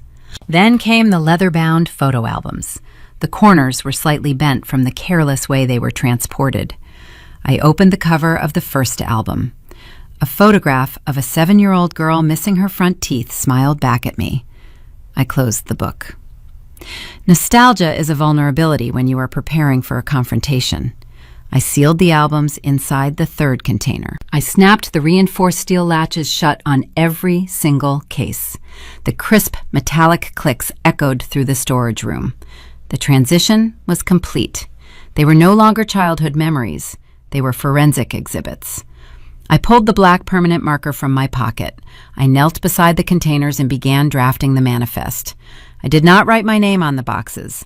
I wrote itemized ledgers. On the lid of the first case, I printed in stark block letters, Exhibit A, custom wooden architecture, estimated market valuation, $1,200, liquidated for pennies. On the second case, I wrote, Exhibit B, mint condition collectibles, appraised value, $12,000, sacrificed for fraudulent closing costs. I labeled every box, transforming the gray polymer surfaces into a sprawling, undeniable record of their greed.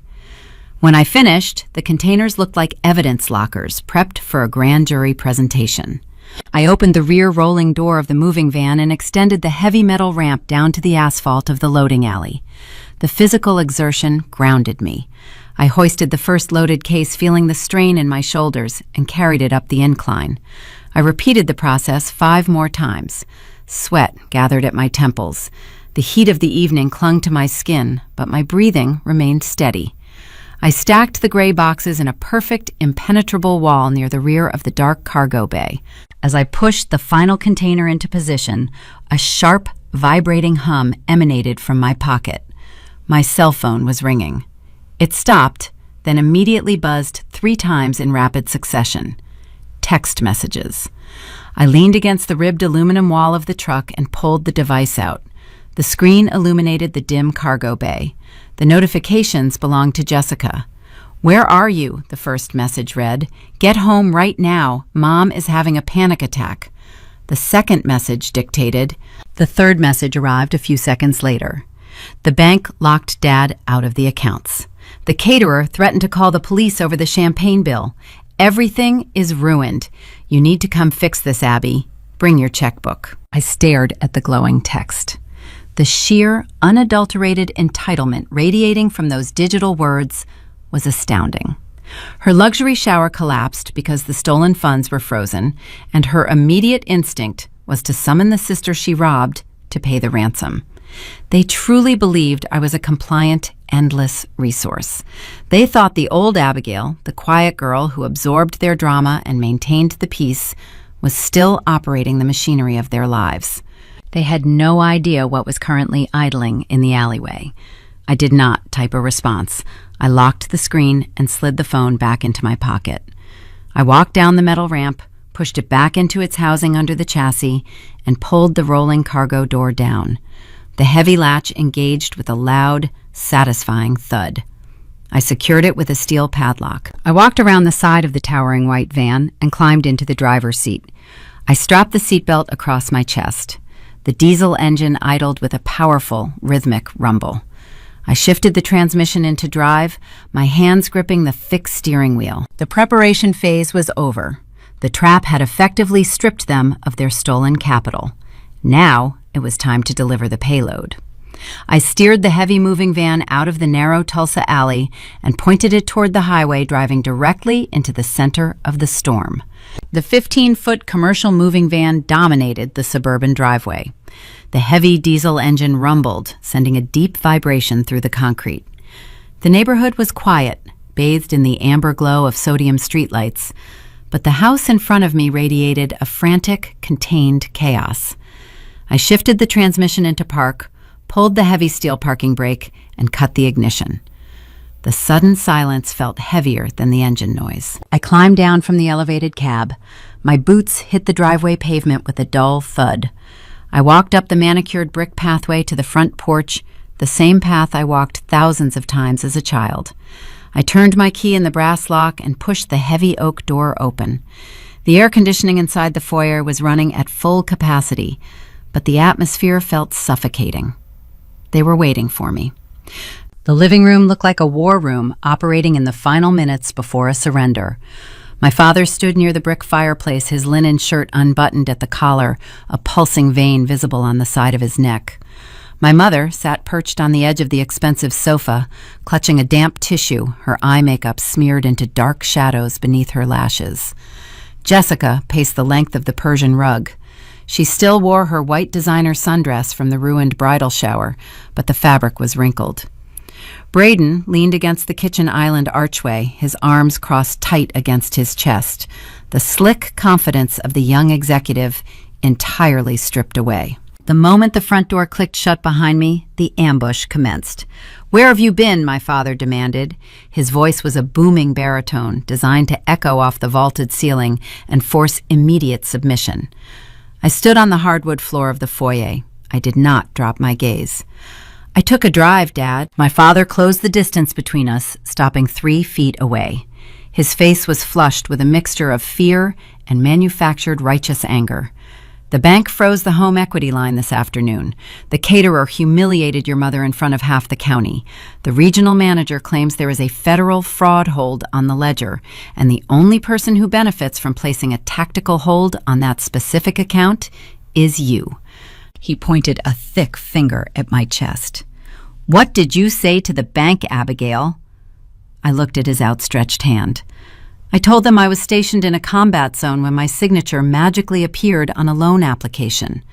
My mother let out a sharp theatrical sob from the sofa. "Richard, I told you she would sabotage us. I knew it the moment she walked into the brunch looking so smug." My father dropped his hand, pivoting his strategy. He realized intimidation was failing, so he deployed the gaslighting protocol.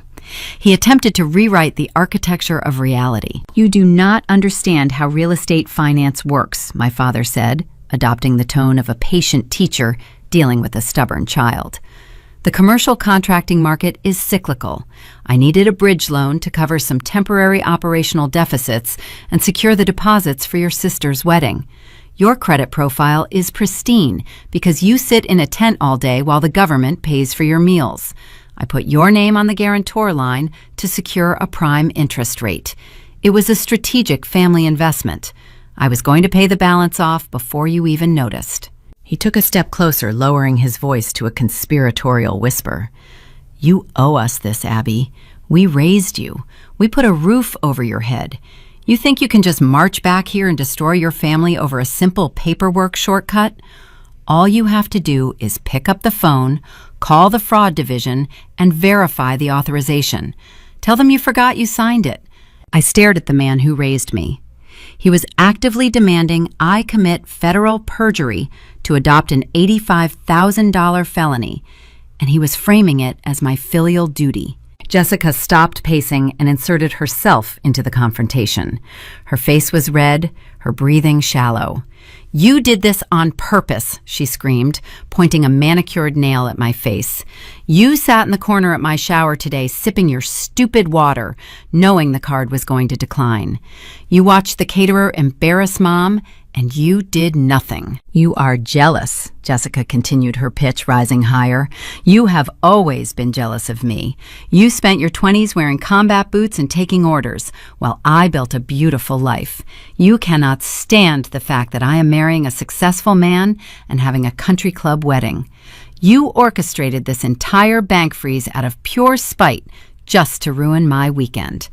I turned my head to look at Braden. He was the only one in the room who truly understood the legal gravity of the situation. He knew this was not a family dispute over a miscommunication. He knew he was looking at prison time. Braden uncrossed his arms and stepped away from the kitchen island. He attempted to play the role of the rational mediator. "Abigail, let us look at this logically," Braden said, his voice smooth but betraying a subtle tremor. "The bank is overreacting to a minor compliance hurdle. They see a deployed service member on a deed, and their automated software triggers a lockdown. If this escalates to a formal federal inquiry, the legal fees alone will bankrupt your parents. You do not want to see your mother and father dragged through a deposition. Just call the branch manager tomorrow morning, authorize the signature, the hold disappears, the funds are released, and we can all move forward. No harm done." I observed the four of them forming a semicircle around me. This was the anatomy of a psychological siege. They used volume guilt and fabricated logic to overwhelm the target. They shifted the blame, making the victim feel responsible for the fallout of the crime. For 18 years, this exact tactic worked. I used to fold. I used to open my wallet, apologize for causing tension, and quietly pay the ransom to make the screaming stop. They expected the quiet, compliant girl to surrender. They did not realize that girl died in the desert. I felt no urge to defend myself. Defending yourself implies the attackers possess a valid argument. I simply absorbed their noise. I watched the sweat bead on my father's forehead. I watched the frantic, nervous blinking of my mother's eyes. I watched the sheer, unadulterated entitlement radiating from my sister. "Are you even listening to me?" my father shouted, his patience shattering against my silent exterior. "We are losing the Oak Ridge Reservation tomorrow if you do not clear this up. Pick up your phone right now." I let his voice echo off the walls and fade into the heavy air of the living room. I reached into my pocket and felt the cold, hard plastic of the toy compass I retrieved from the storage bin earlier that evening. I took a slow, deliberate breath. "Give me a minute," I said. My voice was quiet, but it carried the distinct density of an order. My father paused, his mouth half open. Jessica stopped crying. Braden let out a long exhale, mistakenly believing I was finally yielding to their demands. "I brought something with me to help explain my decision," I continued, breaking eye contact with my father and turning toward the foyer. I did not wait for their permission. I grasped the brass handle of the front door, pulled it open, and stepped back out into the humid evening air. I walked down the brick pathway toward the massive commercial moving van parked in the driveway. The amber streetlights illuminated the white aluminum panels of the truck. I walked to the rear of the cargo bay. I reached into my pocket, pulled out the small steel key, and unlocked the heavy padlock securing the rolling door. The metal latch disengaged with a loud, mechanical snap. I grabbed the handle and threw the rolling door upward. It slammed into the roof housing with a sound like thunder, exposing the dark interior of the bay and the towering wall of slate-gray military cargo boxes stacked inside. I reached in and grabbed the thick rubber handles of the first container. I pulled it toward the edge of the chassis, the heavy polymer sliding across the metal floor. It was time to show them exactly what their paperwork shortcut cost. I gripped the heavy rubber handles of the first slate-gray industrial container. I hauled it down the reinforced steel ramp, the polymer casing scraping against the metal grooves. The humidity of the Oklahoma evening settled on my skin, but I did not stop. I carried the heavy box up the brick pathway, my boots thudding against the concrete, and carried it straight through the open front door of the house. My family was waiting exactly where I left them, in the living room. My father still stood by the brick fireplace. My mother was clutching her tissue on the sofa. Jessica and Braden were watching the entryway with identical expressions of tense expectation. They assumed I went out to my truck to retrieve a checkbook or perhaps a civilian credit card. I walked past them and dropped the massive industrial case directly onto the center of their expensive Persian rug. The heavy thud shook the hardwood floorboards beneath the carpet. My mother jumped. My father frowned, staring at the military-grade container. "What is that, Abigail?" my father demanded, taking a step forward. I did not answer. I turned my back to him, walked out the front door, and returned to the moving van. I hauled the second case down the ramp, then the third, then the fourth. I repeated the process 6 times. With each trip, the silence in the living room grew denser. The atmosphere shifted from impatient arrogance to profound creeping unease. They were watching a logistics officer execute a physical manifestation of consequences, and they did not understand the parameters of the payload. I brought the final container inside and stacked it on top of the others. I stood in the center of their pristine country club financed living room, surrounded by a fortress of slate gray boxes. The air conditioning hummed. Nobody spoke. I reached into my pocket and pulled out my folding box cutter. The metallic click of the blade engaging echoed sharply off the vaulted ceiling. We are finally catching up to the moment I described at the very beginning of this story. I placed the tip of the blade against the reinforced tape sealing the first container and pulled it across the seam. The tearing sound was loud. I popped the heavy steel latches. They snapped open like gunfire.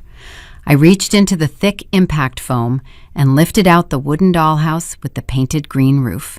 I set it gently on the glass coffee table, right next to a crystal vase holding imported white peonies. My father's face went entirely slack. The color drained from his cheeks, leaving his skin the shade of old ash. He recognized the green shingles immediately. He knew exactly where that dollhouse was supposed to be. It was supposed to be sitting in a dark storage room of a vintage boutique in Tulsa, traded away for $4,000 in untraceable paper currency. My mother pressed her hand against her mouth, a stifled gasp escaping her throat. Jessica stared at the wooden structure, her brow furrowed in genuine confusion. "What is your old junk doing in those military boxes?" she asked, the shrill edge returning to her tone. "Mom said you donated all that clutter to a church drive." I ignored my sister. I kept my eyes locked onto my father. Exhibit A, I stated, reading the black permanent marker text printed on the lid of the case. Custom wooden architecture, built by my grandfather. He spent 6 months sanding the window frames in his garage. The emotional value is infinite. The estimated market valuation is $1,200. It was liquidated for pennies. I opened the second container.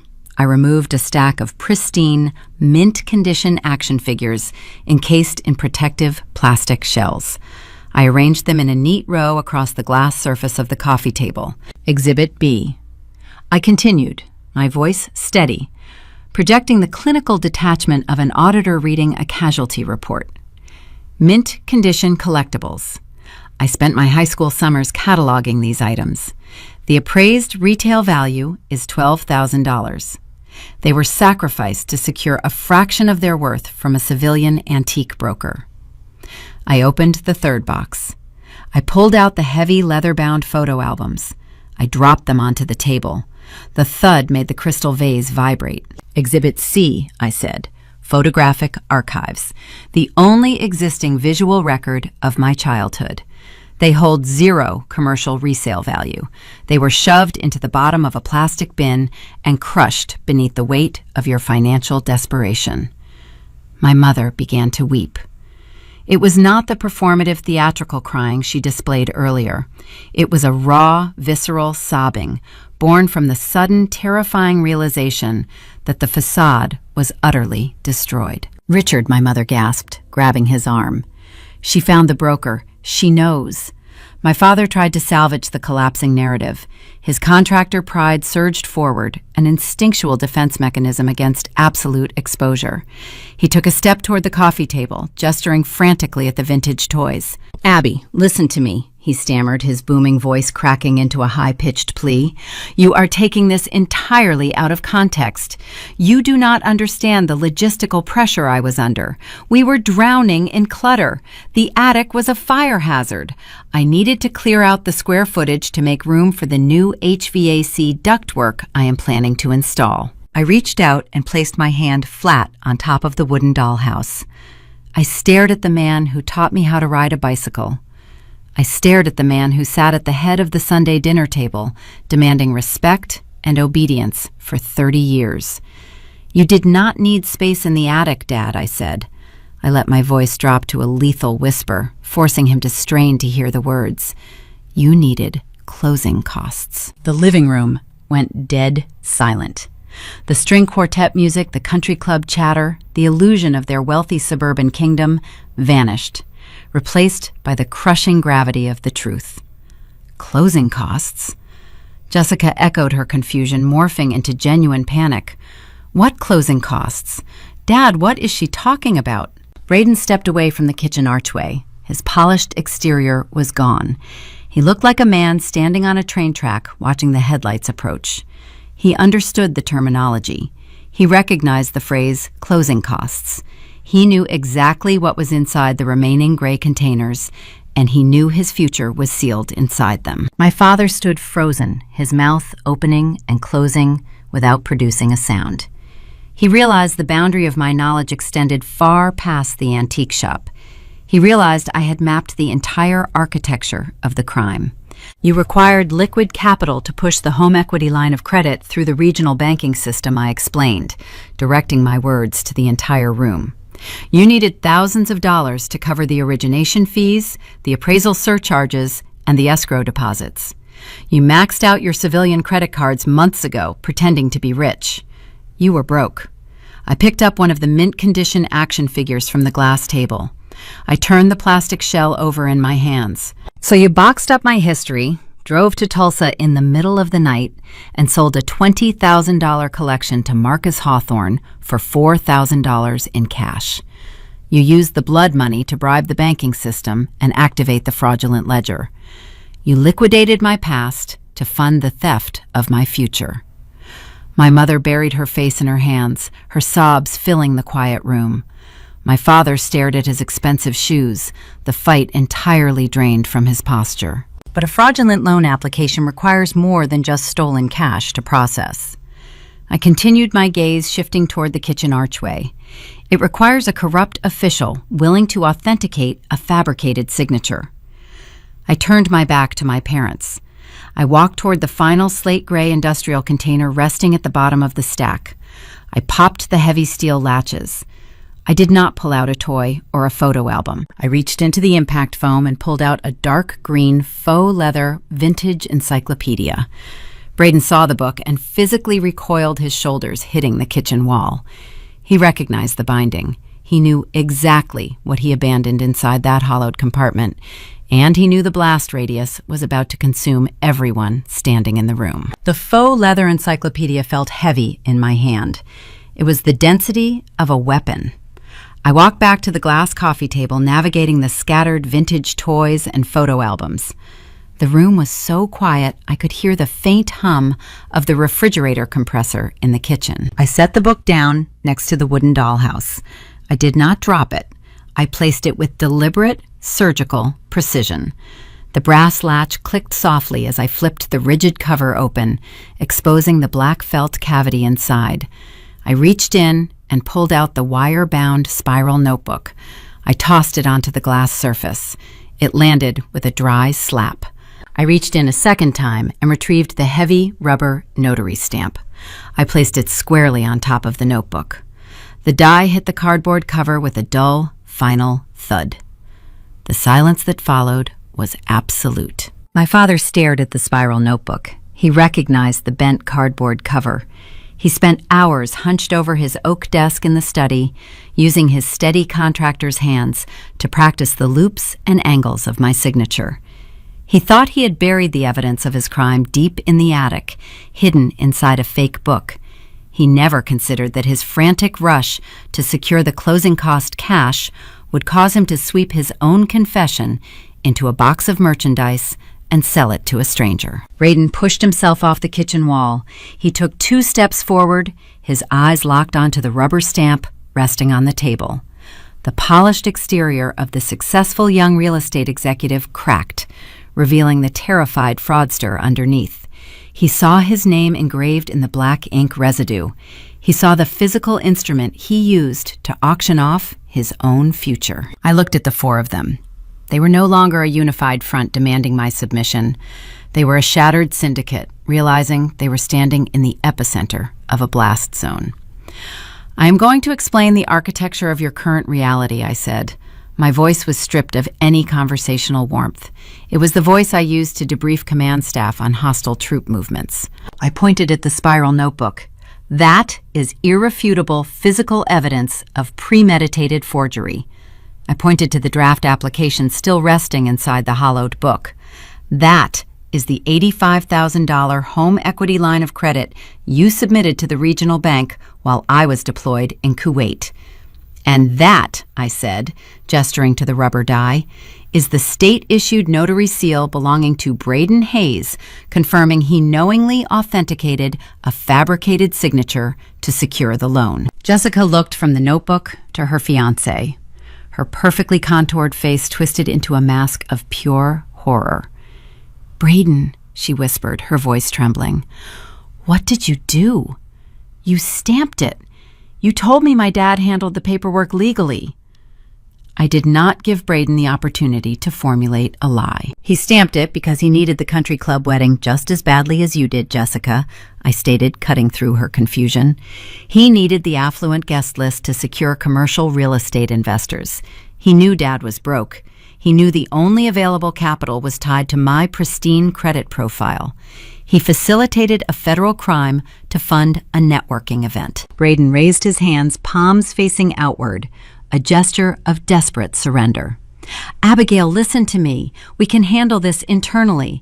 We can draft a retroactive power of attorney. We can backdate the authorization. I have lawyers in my firm who can restructure the loan documents so it looks like a simple administrative oversight. Nobody has to go to prison." "Prison," my mother choked out the word, her hands flying to her throat. She fell back against the sofa cushions, her chest heaving as she began to hyperventilate. "Richard, tell her she is exaggerating. Tell her this is just a misunderstanding." My father did not reassure her. He collapsed heavily into the leather armchair adjacent to the fireplace. His large frame seemed to shrink, deflating, under the weight of the undeniable truth. He rested his elbows on his knees and buried his face in his hands. He finally understood the terminal velocity of his decisions. "There is no retroactive paperwork, Braden," I said, my gaze cold and unblinking. "You cannot restructure a felony after the target has already secured the perimeter." I unzipped my tactical canvas messenger bag. I pulled out a single sheet of paper bearing the official seal of the Department of Defense. I laid it on the glass table next to the notary stamp. "Those are my deployment orders," I explained. "They verify I was stationed at a secure facility 8,000 miles away on the date you claimed I stood in this living room and signed that document." I turned my attention back to my father, who was still staring at the floor between his shoes. "When I arrived at the house tonight, you demanded I call the bank," I continued. "You ordered me to pick up the phone, verify the signature, and release the hold on the account. You attempted to use volume, guilt, and the concept of family loyalty to force me to adopt your $85,000 debt. You assumed the bank triggered an automated fraud alert and simply needed my verbal confirmation to clear the hurdle." I took a slow breath, letting the oxygen fill my lungs, preparing to deliver the final payload. "The bank did not trigger an automated alert, Dad. The bank did not freeze the account because their software detected an anomaly. They froze the account because I walked into the Central Regional Headquarters yesterday afternoon, sat across from the Senior Director of Risk Management, and handed him the forgery notebook, the loan application, and the notary stamp." My father snapped his head up. His bloodshot eyes widened in sheer disbelief. "You went to the bank." "I did not stop at the bank," I said, delivering the words with methodical precision. "I initiated a multi-jurisdictional strike. While I was sitting in the regional director's office, I conferenced in Major Thomas Reynolds, the primary judge advocate general officer for my battalion. I initiated a formal military inquiry into the systemic financial abuse of a deployed service member." The air in the living room seemed to solidify. Jessica stopped breathing entirely. Braden gripped the edge of the kitchen island to keep his balance. "Major Reynolds and the Banking Fraud Division have already compiled the intelligence I concluded. They drafted the incident reports. The evidence is secured in a federal chain of custody. The paperwork for the federal subpoenas has already been submitted to the regional FBI field office. The system is no longer suspended. The system is hunting you." My mother let out a guttural, primal wail. She scrambled off the sofa, dropping to her knees on the Persian rug. She crawled toward me, her lavender dress catching on the edges of the military cargo boxes. She reached out, grasping the hem of my slacks with trembling, manicured fingers. "Abby, please," she sobbed, tears streaming down her face, ruining her meticulous makeup. "We are your parents. We raised you. You cannot send your own father to a federal penitentiary. You cannot destroy your sister's life. Withdraw the complaint. Tell the military officer you made a mistake. Tell them you authorized the loan and forgot. We will pay the money back. We will sell the cars. We will cancel the wedding. Just make the federal agents go away." I looked down at the woman who spent my entire life teaching me to sacrifice my own comfort to maintain her facade of perfection. She was begging me to commit perjury, to risk my own security clearance and my military career, simply to shield her from the consequences of stealing my identity. Her love was entirely conditional, predicated entirely on my willingness to be consumed. I reached down and gently pried her fingers off the fabric of my slacks. I took a step back, breaking the physical contact. "You asked me to authorize this debt," I said, my voice chillingly calm, devoid of any anger or sorrow. "You expected me to absorb the damage, to keep the peace. But I did not come here to save you. I came to tell you that the price for my childhood is your freedom." I looked at the four of them one last time. The checkmate was absolute. I had severed their supply lines, exposed their syndicate, and handed their coordinates over to a superior force. There was no negotiation left to conduct. I turned my back on the wreckage, walked past the towering stack of slate-gray industrial cases, and headed toward the open front door. I did not cross the threshold into the humid night immediately. I paused near the heavy oak door, my hand resting against the brass frame. A tactical retreat requires confirming the target is neutralized. I stood in the shadows of the foyer and watched the remaining infrastructure of my family vaporize. When an ecosystem built on deception loses its host, the organisms inside do not simply surrender. They begin to feed on each other. The silence shattered, replaced by a chaotic primal chorus of accusations. Jessica struck first. She lunged away from the coffee table, her white designer dress swirling around her legs, and drove her fists into Braden's chest. "You promised me this was handled," she screamed. "You told me you processed the paperwork legally. You are a state-licensed official. How could you be so stupid to leave your own equipment inside a box?" Braden caught her wrists, his polished demeanor cracking into raw hostility. "Do not put this on me, Jessica. I stamped that document because your father begged me. He sat in my office and wept. He told me the catering deposit was due and his accounts were overdrawn." "You ruined my life," Jessica shrieked, struggling against his grip. "My friends are going to know. The country club is going to cancel the reservation. I am marrying a felon." "You are marrying a man who tried to buy your affection, because your own family is penniless," Braden fired back, his voice echoing off the vaulted ceiling. "Your fairy tale is a delusion. I risked my career to give you the imported flowers and the premium champagne because you refused to accept a modest reception. Do not act like a victim. You spent the stolen capital." The truth stripped away the last remnants of their romance. Jessica stumbled backward, her hands covering her face, realizing her social ascension was dead. She sank onto the edge of the hearth, weeping into her palms. On the floor, my mother ceased her sobbing. Her despair hardened into a vicious, calculated rage. She pushed herself up from the Persian rug, ignoring her ruined makeup, and turned her attention to the man shrinking into the leather armchair. 30 years, she hissed, her voice vibrating with venom. 30 years I stood by you, Richard. I defended your failing commercial bids. I smiled at the country club luncheons while we financed groceries on credit cards. You promised me this bridge loan would save us. You said you had the logistics under control. My father stared at his shoes, unable to meet her gaze. Susan, please. I was trying to protect our lifestyle. You were trying to protect your own ego, she snapped, stepping toward him. You could not stand the thought of telling the neighbors your business was bankrupt. You dragged us into a federal fraud investigation because you are too proud to admit you are a failure. I did it for you, he roared, finally surging out of the chair. The sudden burst of volume startled the room, but it held no real authority. You are the one who demands the luxury sedans and the expensive jewelry. You are the one who refuses to clip coupons. I forged that signature to keep you in the circle of women you care about more than your own children. I watched the venom fly across the room. For 18 years, I functioned as the silent shock absorber for this toxic dynamic. I absorbed their stress, paid their unexpected bills, and mediated their superficial arguments to maintain the illusion of a happy suburban household.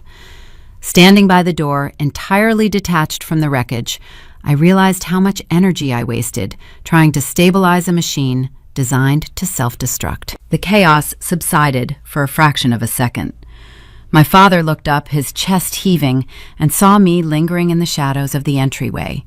The anger drained from his face, replaced by a hollow, pathetic desperation. He stumbled past my mother, navigating around the towering stack of slate-gray military cases. He stopped a few feet from me, his shoulders slumped, his hands trembling. Abby, he pleaded, his voice reduced to a ragged whisper. Look at what is happening. We are falling apart. You have the power to stop the bleeding. You can call the judge advocate officer. You can tell the federal investigators this is a domestic dispute. Just sign a retroactive endorsement. Please, we are your parents. You cannot walk away and leave us to drown. He was asking me to throw my own career, my security clearance, and my freedom into the water to serve as his life raft. I did not respond to his plea. I broke eye contact and walked back toward the glass coffee table, stepping around my mother, who was glaring at my father with unmasked contempt. I stopped beside the first industrial container I had opened. The wooden dollhouse and the mint-condition action figures rested on the glass surface. But I was looking for something specific. I reached deep into the thick impact foam lining the bottom of the gray polymer box. My fingers brushed against a small, hard object tucked in the corner. I pulled it out and held it up to the ambient light of the living room. It was a cheap, faded yellow, plastic toy compass. I bought it at a souvenir shop during a rare family road trip when I was 9 years old. I used to carry it in my pocket everywhere. I pretended to navigate the dense woods behind our subdivision, charting imaginary supply routes. My father hated that compass. He used to mock me for holding on to it. He called it a worthless trinket. He told me I needed to develop real ambition, that relying on a cheap piece of plastic proved I lacked true direction in life.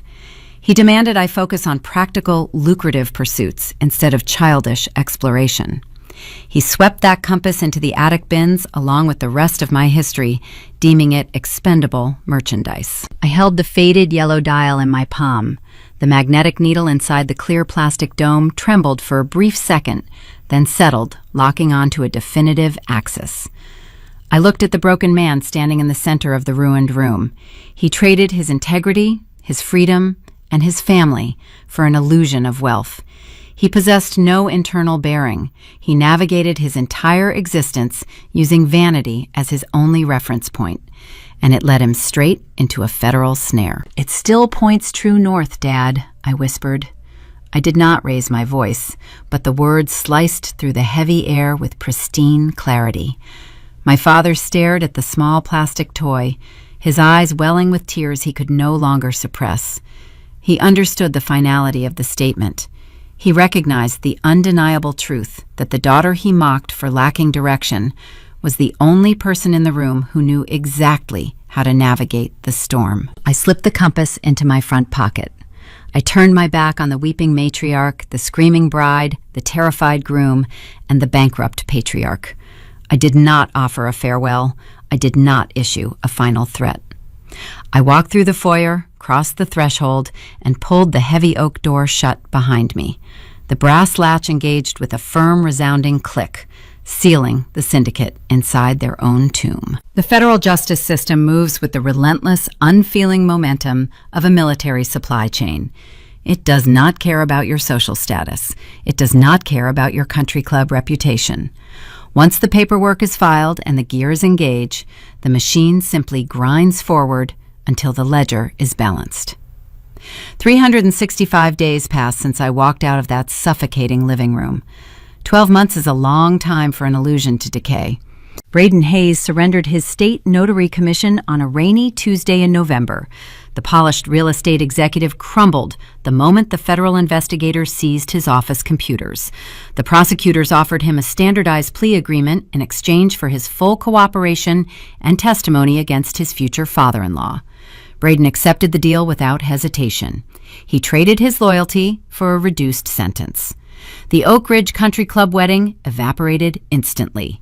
Jessica moved out of her luxury bridal suite and into a cramped one-bedroom apartment near the interstate. She currently works an entry-level retail shift to pay off the non-refundable vendor deposits she signed for the imported peonies and the premium catering. She blocked my phone number the day Braden was indicted. I never attempted to reach her. Richard Hamilton stood before a federal judge in a quiet, wood-paneled courtroom downtown. He pled guilty to aggravated identity theft and interstate wire fraud. The seasoned commercial contractor who spent 3 decades projecting an aura of untouchable wealth traded his pressed linen shirts for a designated uniform. He is currently awaiting his final sentencing hearing. The federal sentencing guidelines suggest a mandatory minimum of 48 months in a medium security facility. With the patriarch facing a prison term and the fraudulent equity line permanently severed, the financial reality finally consumed my parents' suburban kingdom. The regional bank held the mortgage. They demanded their monthly payments. My mother had no income. The bank initiated standard formal foreclosure proceedings. The process was cold and bureaucratic. They repossessed the collateral. The spacious 4-bedroom house with the vaulted ceilings and the brick fireplace became a toxic asset on a corporate balance sheet. I monitored the public county records from my new logistics command post in Virginia. I checked the municipal databases every single morning before my shift started. I watched the property transition from the pre-foreclosure stage to an active public auction listing. I requested a 72-hour weekend pass from my commanding officer. I booked a commercial flight back to Oklahoma. The county courthouse smelled of floor wax and old paper. I sat in a rigid plastic chair in the back row of the municipal auction room. I wore a simple gray blazer and held a numbered bidding paddle resting on my knee. The auctioneer stood at the front podium reading through the foreclosed parcel numbers with a rapid, monotone delivery. The local real estate market was experiencing a significant downturn. The bank wanted to offload their repossessed properties quickly to mitigate their institutional losses. When the auctioneer called the parcel number corresponding to my childhood address, I raised my paddle. I was the only bidder. I purchased the sprawling suburban property for pennies on the dollar. I did not require a loan. I did not require a guarantor. I walked to the clerk's window and paid the balance in full using a certified electronic transfer. The capital originated from the hazard pay and combat deployment bonuses I accumulated over 3 tours of duty. It was clean, legitimate currency. The warm spring breeze blew across the manicured lawn when I pulled my rental truck into the familiar driveway the next morning. The neighborhood remained quiet and pristine. The exterior of the house looked exactly the same. The real change was waiting behind the front door. I stepped out of the truck. I did not bring a heavy commercial moving van this time. I only brought a thin aluminum clipboard. I walked up the brick pathway. I climbed the steps to the front porch. I did not use my brass key. I raised my hand and knocked firmly on the heavy oak door. My mother opened it. The affluent matriarch who used to host luxury brunches and boast about her husband's brilliant investments was gone. Susan wore a faded sweatshirt. Her hair was pulled back into a messy knot. The foyer behind her was filled with cheap, recycled cardboard boxes salvaged from a local grocery store. She was in the middle of packing. The bank had issued a standard 30-day vacate order following the foreclosure, and her time was expiring. She stared at me. Her eyes widened. The shock registered first, followed rapidly by a bitter, defensive glare. "What are you doing here, Abigail?" she asked. Her voice was raspy. "Have you come to watch us pack? Have you come to gloat over the mess you made? We lost everything. Your father is going to jail and the bank took the house. I hope you are satisfied." I looked past her shoulder at the empty space in the hallway. The expensive Persian rug was rolled up. The crystal vases were gone. The illusion was stripped down to the bare hardwood floors. "I did not make this mess, Mom," I replied, keeping my tone clinically detached. "I just forced you to live in it." I lifted the aluminum clipboard and held it out toward her. A single sheet of crisp white legal paper was clipped to the metal board. "I am not here to gloat," I said. "I am here to deliver an administrative update. The municipal bank officially auctioned this parcel yesterday morning. The title was transferred. The new property owner requested I deliver the finalized eviction notice personally. You have 48 hours to remove your remaining personal effects from the premises before the locks are permanently changed." My mother snatched the clipboard from my hands. Her fingers trembled as her eyes scanned the typed paragraphs. She read the standard legal jargon detailing the transfer of the deed and the mandatory vacate protocols. She reached the bottom of the page. She saw the printed name of the new legal property owner, Abigail Grace Hamilton. The clipboard slipped from her grasp and clattered loudly against the porch floorboards. She looked up at me. Her mouth opened, but she could not draw enough air into her lungs to form a word. The ultimate reality of the transaction crashed down upon her. She realized I did not just halt their spending. I did not just recover my stolen vintage toys and my pristine photo albums. I bought the entire museum. I reached down and retrieved the aluminum clipboard from the floorboards. I tucked it under my arm. I looked at the woman standing in the doorway, holding nothing but her own ruined vanity. 48 hours, Mom, I whispered. I suggest you focus on packing. I turned my back on her and walked down the brick steps toward the driveway. I felt the warm Oklahoma sun on my face. The air smelled like fresh-cut grass and quiet victory. I climbed into the cab of my truck, started the engine, and drove away, leaving the empty shell of their syndicate in the rearview mirror. That is my story. A forged signature, a vintage dollhouse, and a shipping label that told the truth. If you have ever had to audit your own family to find your peace, hit subscribe. You are not alone. I will see you in the next one. Walking through an empty house teaches you a profound lesson about architecture. You see the load-bearing walls. You notice the heavy floor joists.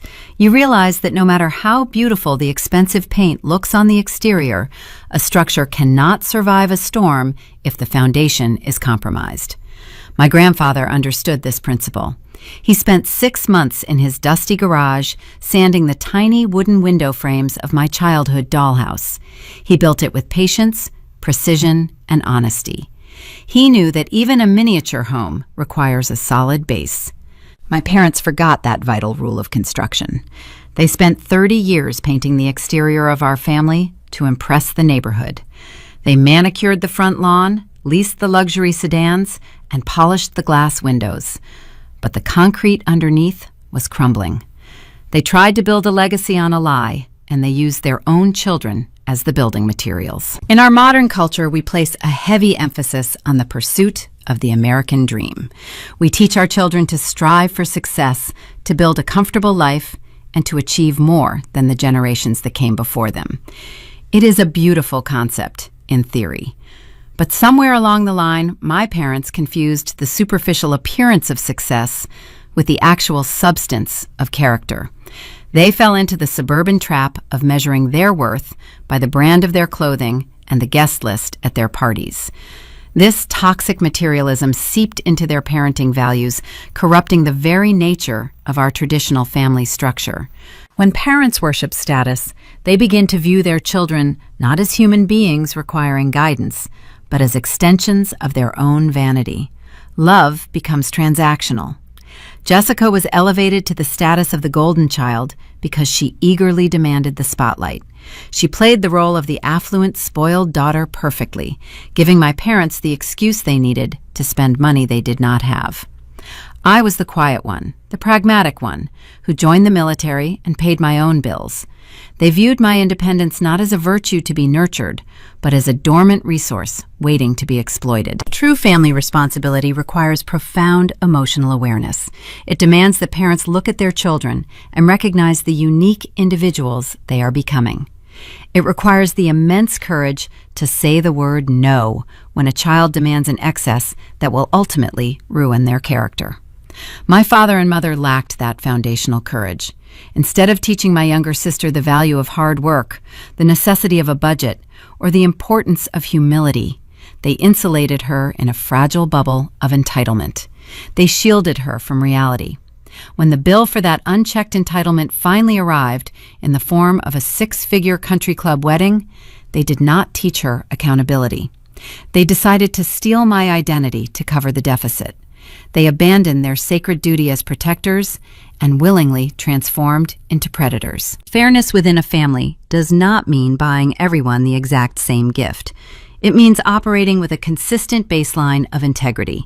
When parents demonstrate that the rules of morality apply differently to different children, they sow seeds of deep, irreversible division. They teach the favored child that actions carry no consequences, creating an adult who shatters at the first sign of adversity. They teach the burdened child that their only value is their utility, creating an adult who must build a fortress just to feel safe. My parents sacrificed my cherished history to fund my sister's weekend party.